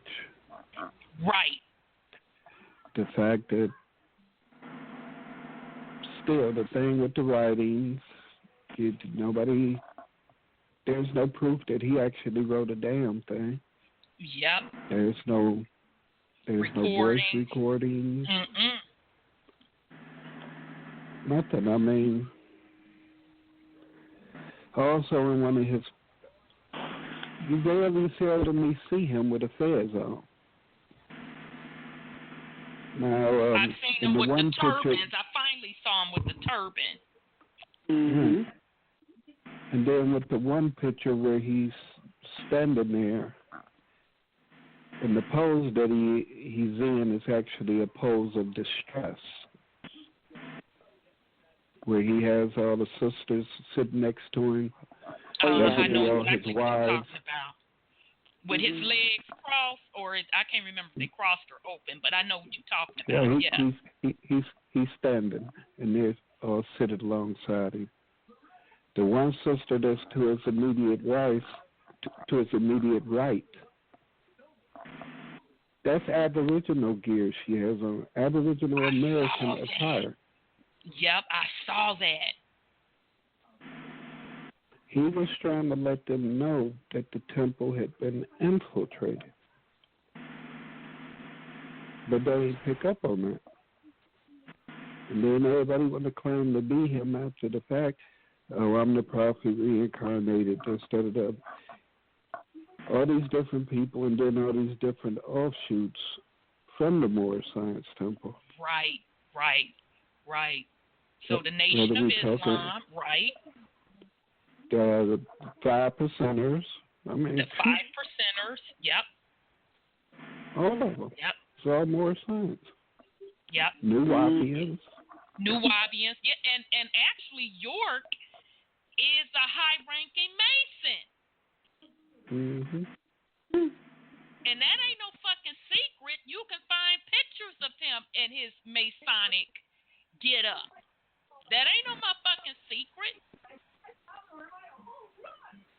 Maybe that's why he went to jail, because he was one of them. They let him do everything he wanted to do until they got tired of him. And then they started turning his secrets over to the public. Maybe so. But, I personally believe, because I actually saw those court transcripts, because the young man that came out and said that he was molested by York, him and his sister, he came out and did an interview. And I like to read the comments when I'm looking at the YouTube videos because you can get a lot of jewels about them comments. And folks were slamming this young man. Now, I don't know too many men that's going to come out and say that they were raped by another man.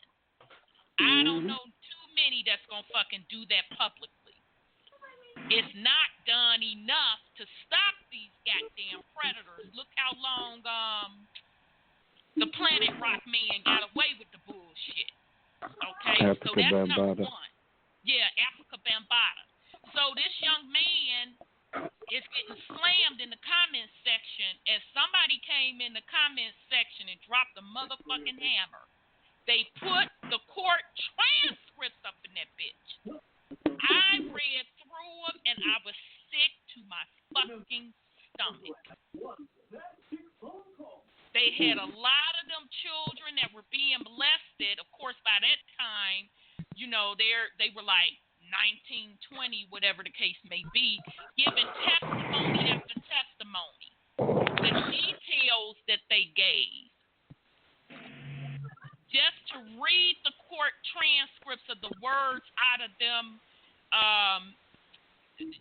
young folks' mouths, it sick in my stomach. So to me, now this is my motherfucking personal opinion, he fucking did it. Right, and look at Elijah Muhammad. He did the same thing.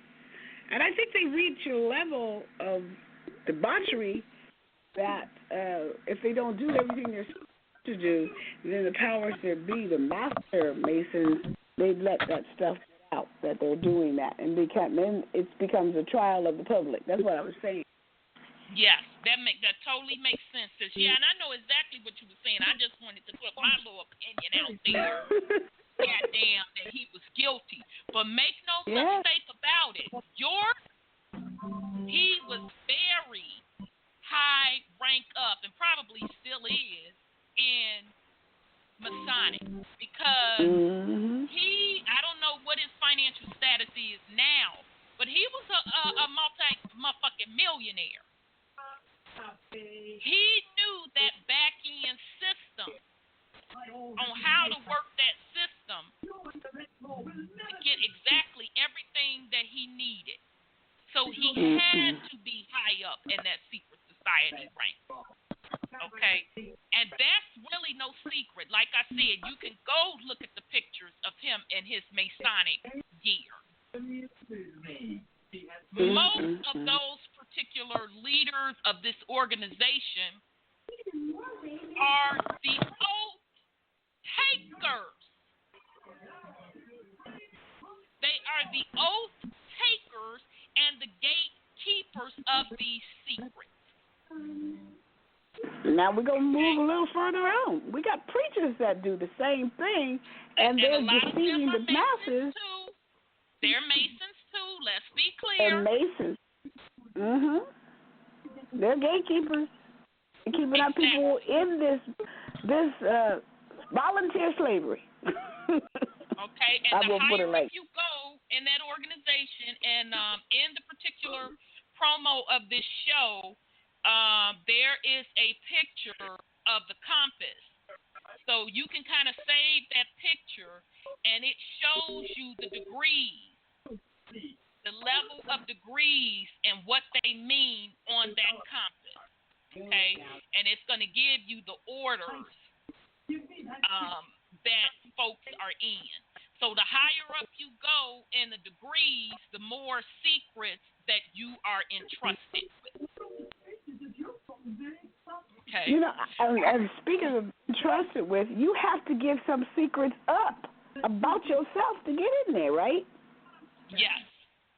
And they hold that secret against you to keep you under control, I heard. I don't know. I ain't never been part of that stuff, but I heard that they do that. That's what I heard too. The higher up that you go, you know, and we've discussed this before on this show when they use the symbols and geometry, which is the sacred science of our ancestors, and when you see a lot of these celebrities fucking around taking poses on the black and white checkerboard, that is the Masonic Masonic Lodge floor.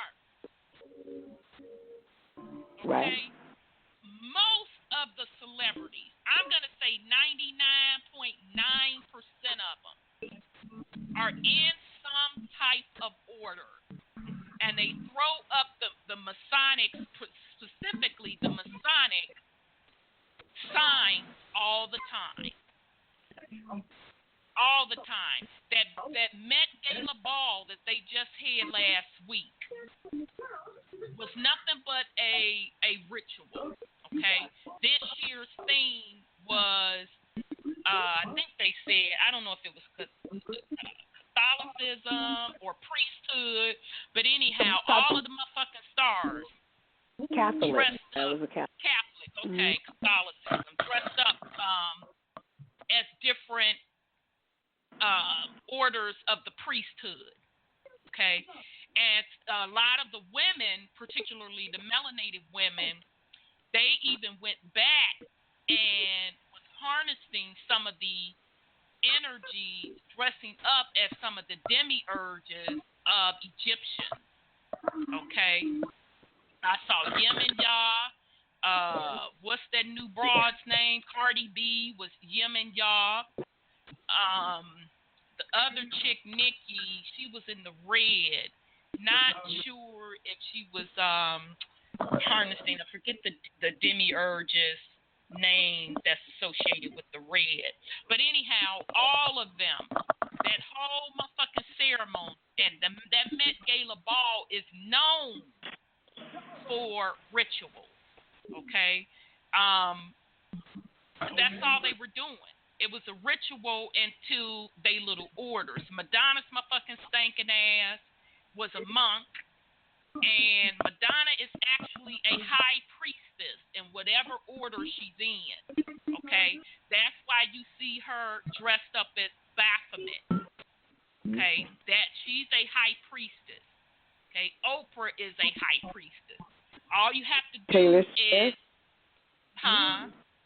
Taylor Swift, I think she's a witch or something. Yeah, Taylor Swift got initiated. Let's not fucking talk about that. Taylor Swift got initiated when Kanye, to show you how Kanye is in the shit too, jumped on that fucking stage to say what he said, that Beyonce, who's a high priestess as well, Taylor Swift was dressed in red. That ceremony of shame, Taylor Swift being shamed, was giving her the high order into whatever secret society that they're in. And Beyonce was ushering her in because Beyonce is a high priestess. Okay?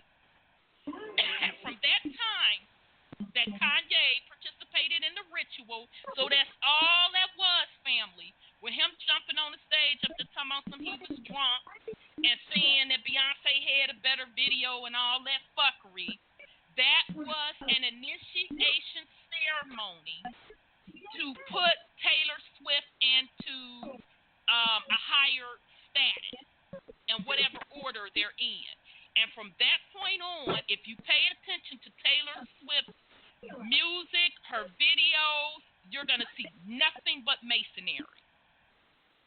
From that point on, she's throwing up symbols all over the fucking place. Okay?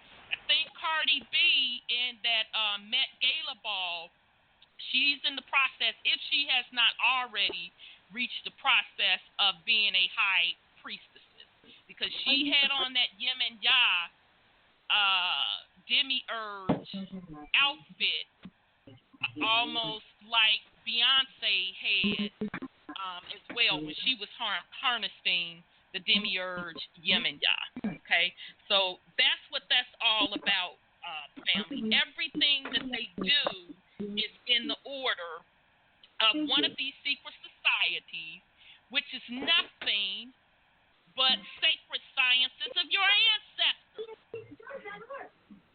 So they ain't motherfucking doing shit. It don't fucking impress me. The difference is they are doing it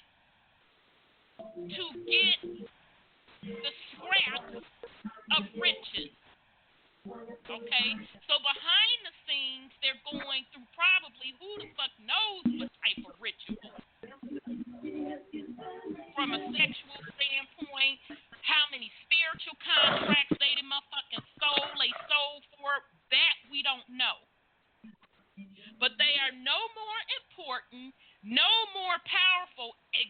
Actually, it's the opposite.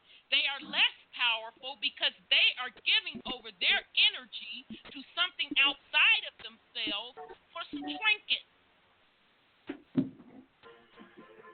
Whereas you are a sovereign, we talked about what true sovereignty is. Divine being can reach the higher realms by your damn self. You don't need one of these gatekeepers to initiate you into a motherfucking thing. Because the science is yours. It's not theirs. It's not the Illuminati. It's not the Masons. It's not the Moors. It's yours. You created it. Okay, so I'm going to get off my high horse because I do. Oh, sorry. Go ahead on, Brother Sean. We also have to realize that a lot of these celebrities aren't as powerful as people think that they are. Agree. They're basically just trained puppets. Yes. They're given a script that they act out. Yep. And they're tapping off into old rituals. Rituals that didn't save the people at the time that those rituals were enacted. It didn't say the actual people who created them, so what's it going to do for people now? For you now. Exactly. Only 1% runs everything. And that 1% ain't the people that you're seeing in front of the cameras, seeing on videos, and this, that, or the other. All those celebrities and whatnot, they're distractions to keep you away from you, to keep you from tapping within you. Ain't none of that BS working. That's why they keep coming out with the videos to let you know, oh, such and such threw up this sign, such and such doing this, such and such doing that. That's so you can start focusing on that and giving energy and life into that. That is so true. If you don't pay that stuff no attention, all them go away. You stop buying their music. That's stop watching their videos, all the stuff. Their concerts, Absolutely. They all go away. They won't be no more use. Because to even tie it in with Bill Cosby, y'all about to stop all his endorsements, taking awards and everything from him. And everything he did was with an adult during a Quaalude era where everybody was popping Quaaludes and sleeping with everybody. Getting it in, right. And he is, but we do know he is at least a Shriner, him and Sidney Poitier, by the way, because they had on that Shriner hat. Yeah, and look how many times Sidney played them more. Talk about that too. We ain't going to have time. I'm going to have to do a part 2. We gonna motherfucking get into that too. Absolutely. Well, you know, his time must have been up though for that. They turned it in like that. His use is over. And it's interesting that you say this, sis, because all of them, and we've talked about this before, all of them have these contracts. We're not only talking about, and you hear Kanye. He in a motherfucking sunken place. He's deep into it. You always hear him talk about contracts, okay? And when he was having one of his MK Ultra breakdowns on stage, he talked about selling his soul. You know, those are the spiritual contracts. But all of them, they have motherfucking expiration dates on the contracts, okay? And when their time is up, it's up. Now, you know, who knows, you know, how they going to take somebody out, whether it be with actual physical death or tearing down their legacy like they do in Cosby, or motherfucking faking a death, because a lot of these quote supposedly dead celebrities ain't dead, just their character that they were playing had to die. Okay? But to Brother Sean's point, who gives a fuck? I mean, really. Amen. Let's really think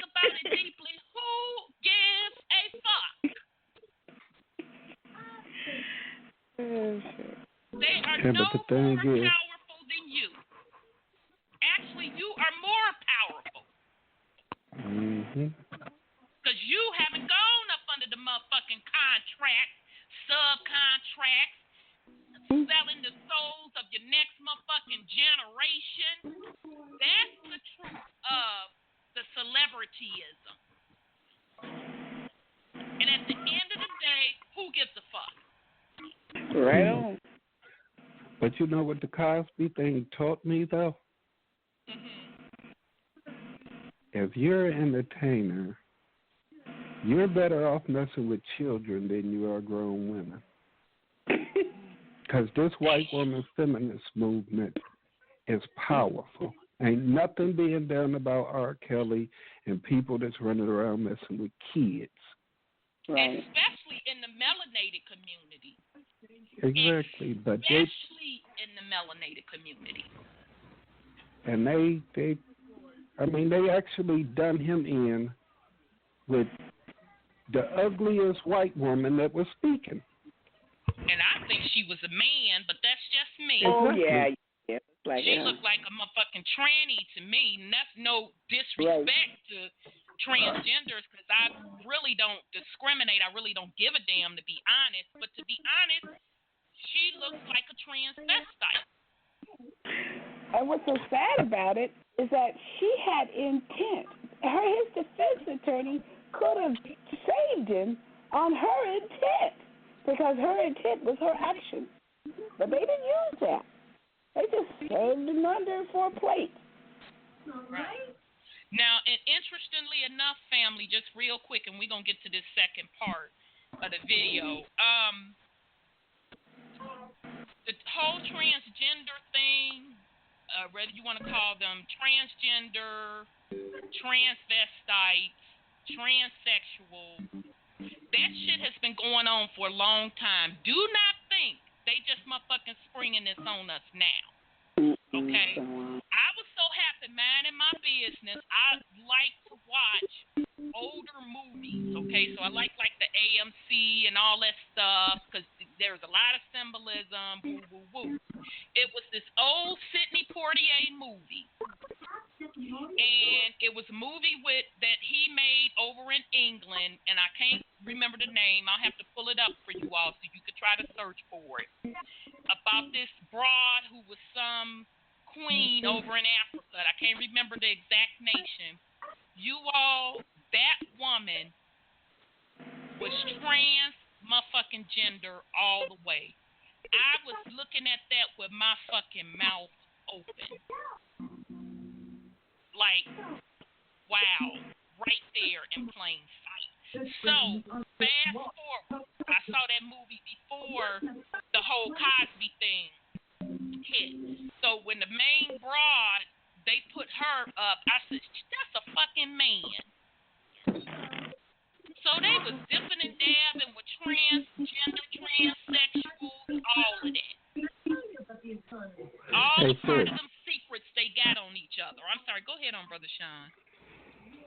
That was also prominent in Japanese and Chinese dramas going way back in the day. For the longest, it was illegal or unlawful for a woman to be on stage. So the men had to play the parts of the women. That is true.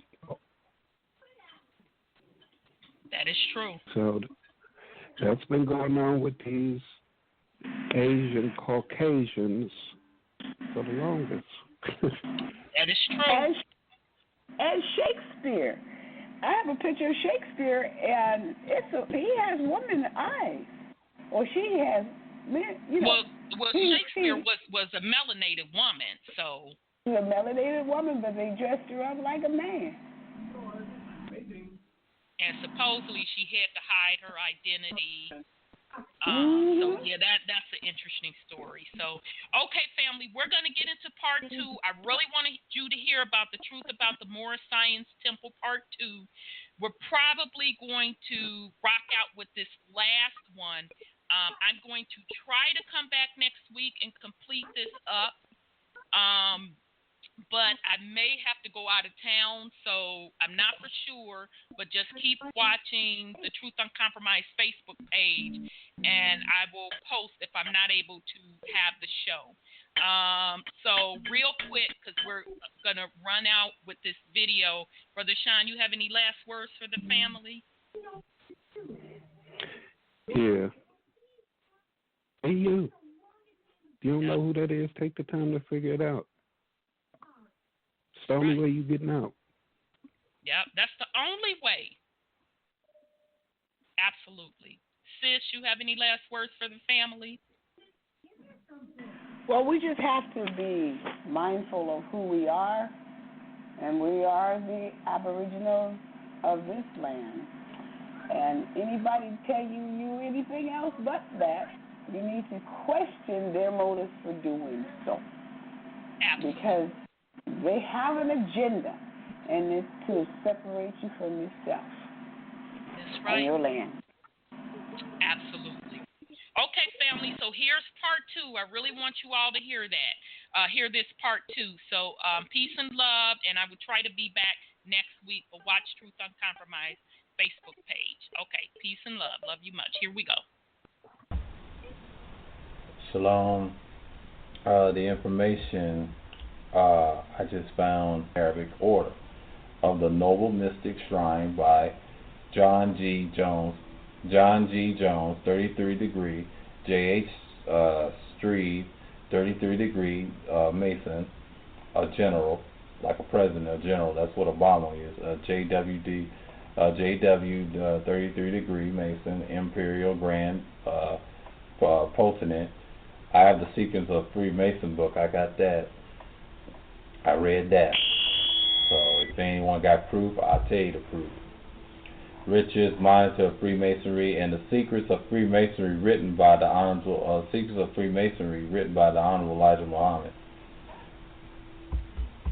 The Honorable Elijah Muhammad also missed being a Mason in this book. I'll read it again. The Honorable Elijah Muhammad also admits to being a Mason in this book, mostly certain when he was under the tutelage of Noble Drew Ali as Robert J. Poole Bay, before becoming a Muslim. However, very few make a mention of this. But on page 15, The Secret Masonry, the Honorable Elijah Muhammad, and I quote it, "Once I was a Mason until I become a Muslim. I was a Mason. Thanks to Dr. Dior, I was made aware of this more than a decade ago." Now let's move on. On the word noble, Moabite, Canaanite, and Temple are of a Masonic origin. They are a Masonic origin in the Moorish science doctrine. The European Shriners and Masons have used these terms religiously for the purpose of the misconception, misunderstanding, and illusions, as they have done with all the monotheistic faiths of people who believe in one God, because you can't serve two masters, correct?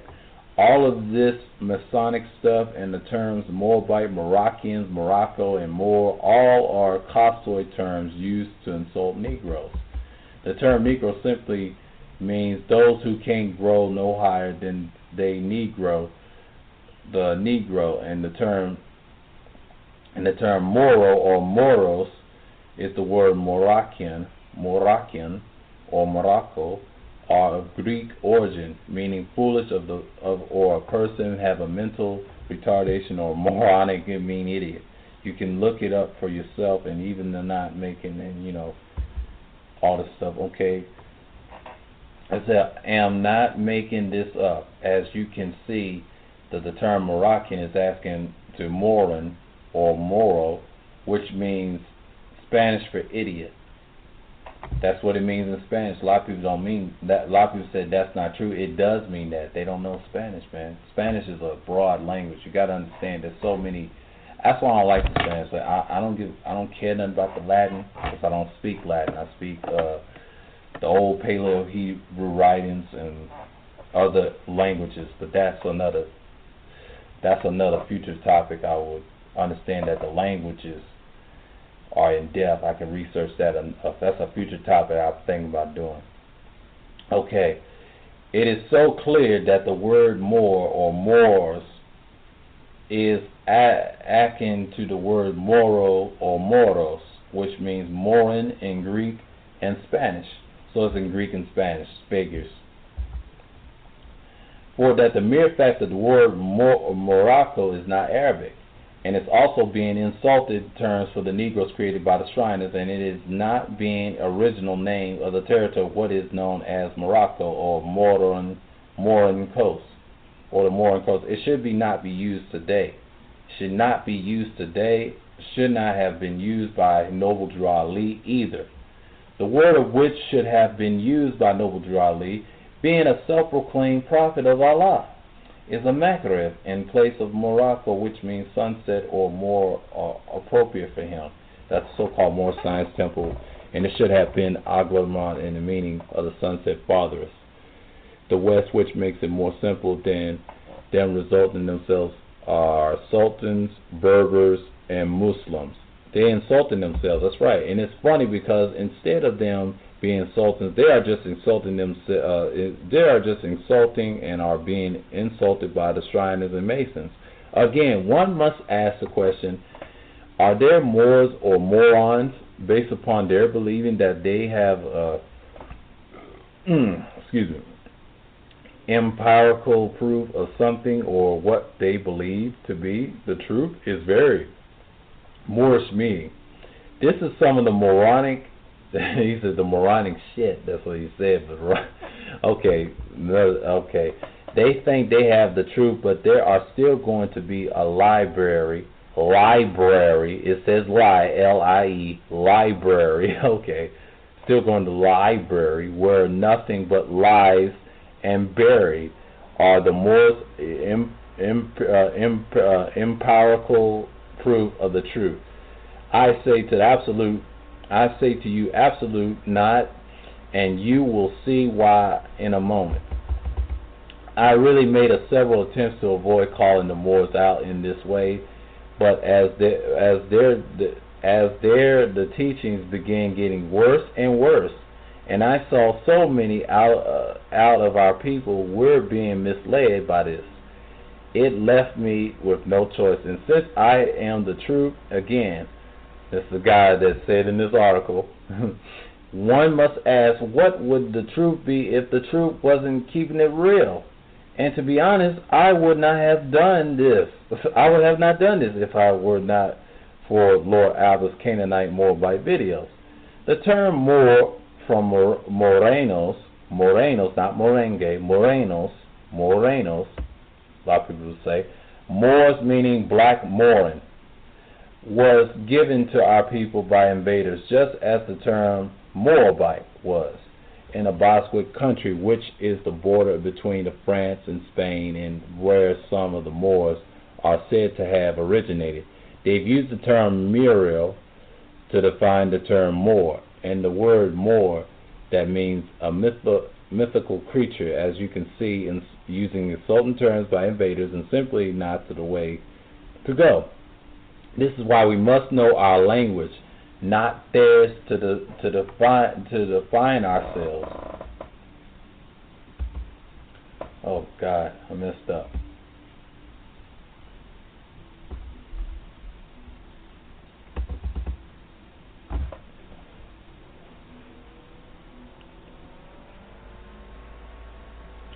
We should not be using terms which was given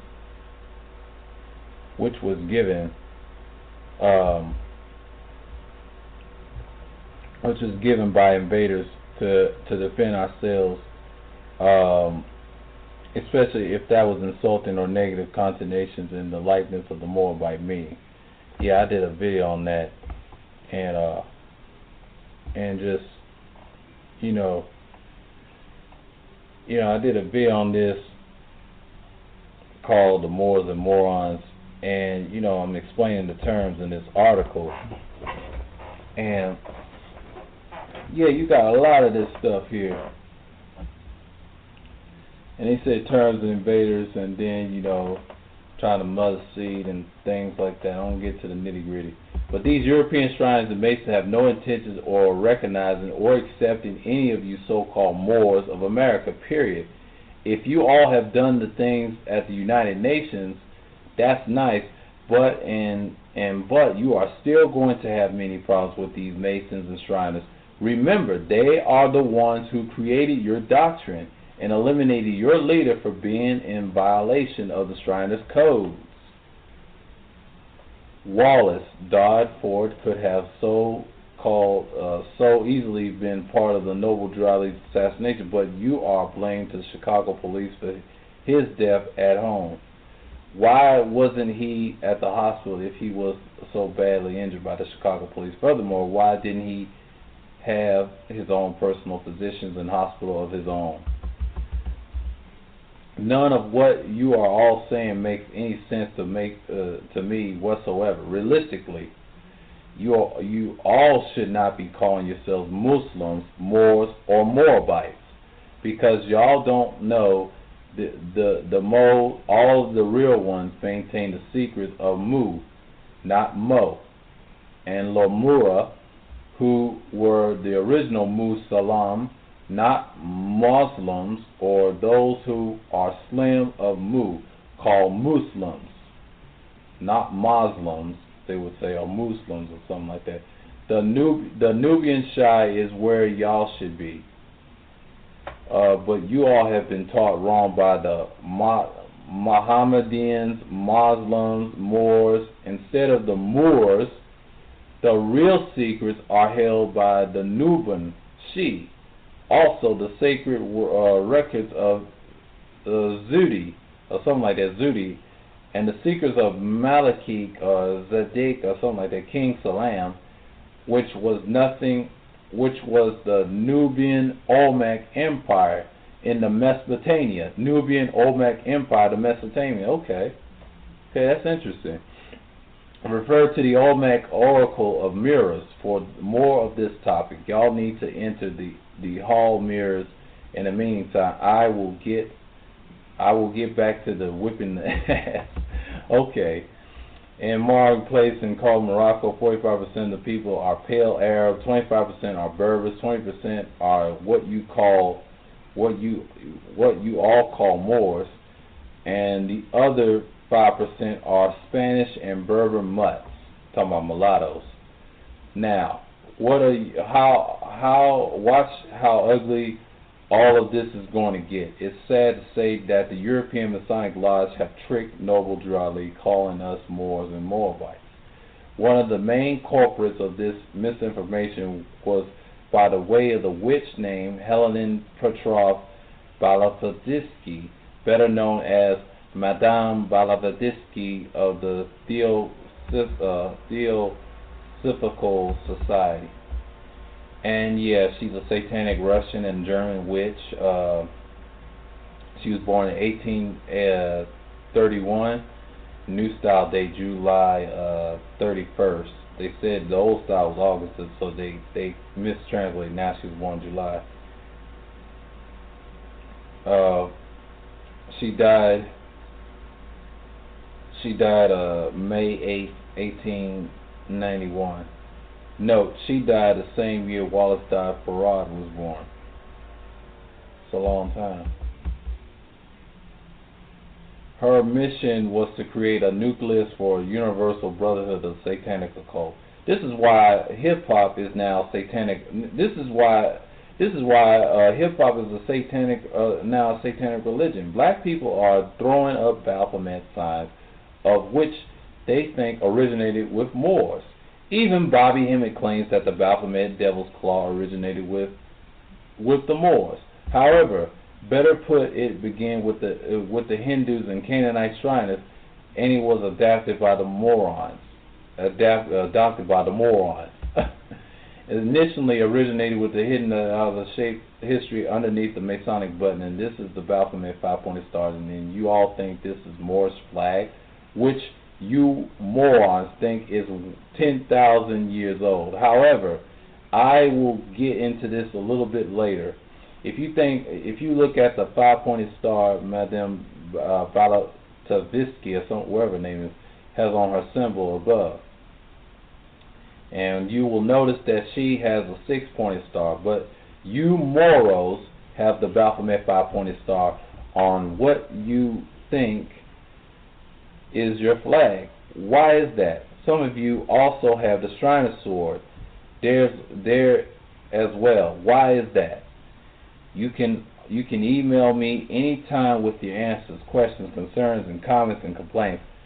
We are descendants of the Canaanites from the land of Canaan, correct? King Abdullah Jordan shows the Masonic Rothschild Napoleon sign of the hidden hand. This is the sign of the Jobulin Canaanites and Baphomet. And if you go online, like I said, hypnoopticalmecpunch.org, you can find this information. Notice this is just the King of Jordan, and then Canaan and all this stuff. And you can look this up, and the flag he's exposing, King of Morocco and things like that. And I don't get into Haile Selassie, one of you like the Rastafarian guy. Haile Selassie and his little mutt. He was one of those secret society interlocking finger triangle boys as well. Y'all think y'all know who Noble Drew Ali was and why I call him himself prophet, huh? Okay, then let's see how much you know about the mystical meanings of his fellow craft and why he was, many of you all using the terms Adept Chamber and Third Heaven. The very term Adept Heaven is a Masonic expression. It's the expression of Third Heaven, implying the third and third degree Masonry. I got the book called The Secrets of the Freemason by this guy named Clark something, and I did a video on that on Daily Motion. Check that out. And I don't know if I'm gonna post this on YouTube, but this video I am. But the other one about the book that I got, check that out. You can get that in Barnes and Noble. I think it's about $9 and something. And it says 1, to enter apprentice, 2, fellowship, 3, master mason. Real grip of the fellow craft. But all this was taught by Noble Drew Ali, by the Noble Mystical Order of the Shrine, which was taught to him that we were from Morocco, of which the Nation of Islam adopted initially and later changed it to the Asiatic black man theory. And the Noble Drew Ali later in his travels adopted that what we call from the land of Canaan. If you review the ancient Arabic order of nobles of the mystic shrines doctrine, you will see their views about the Fez and the Morocco on page 44. Why Morocco, if they were not the source of the teaching, is the question you should ask yourself correct. Much of this can also be found in the ways in that was Adam Black or White. Adam Black or White, scroll written by the Supreme Grandmaster Dr. Malachi Z. York as well.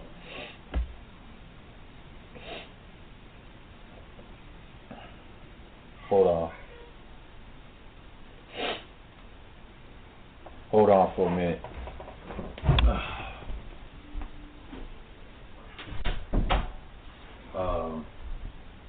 Yeah.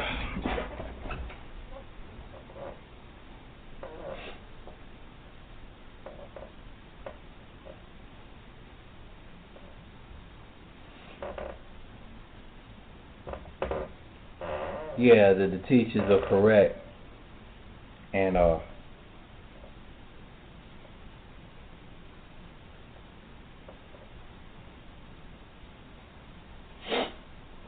excuse me. And how long is this video?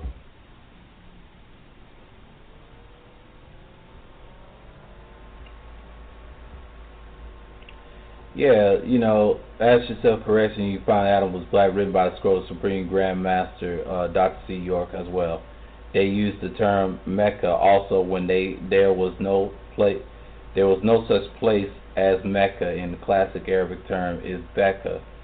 So this means that the Moors, Muslims and Muslims are wrong about this as well. One of the biggest problems with this is the Moor Science Temple continuously quote from the European Masonic doctrine and don't even know it. But they think they've been saying something slick though. I hope that y'all are getting this, because I am sick of this foolishness. All of this ridiculous claims must stop, because these Masons and Shriners are just sitting back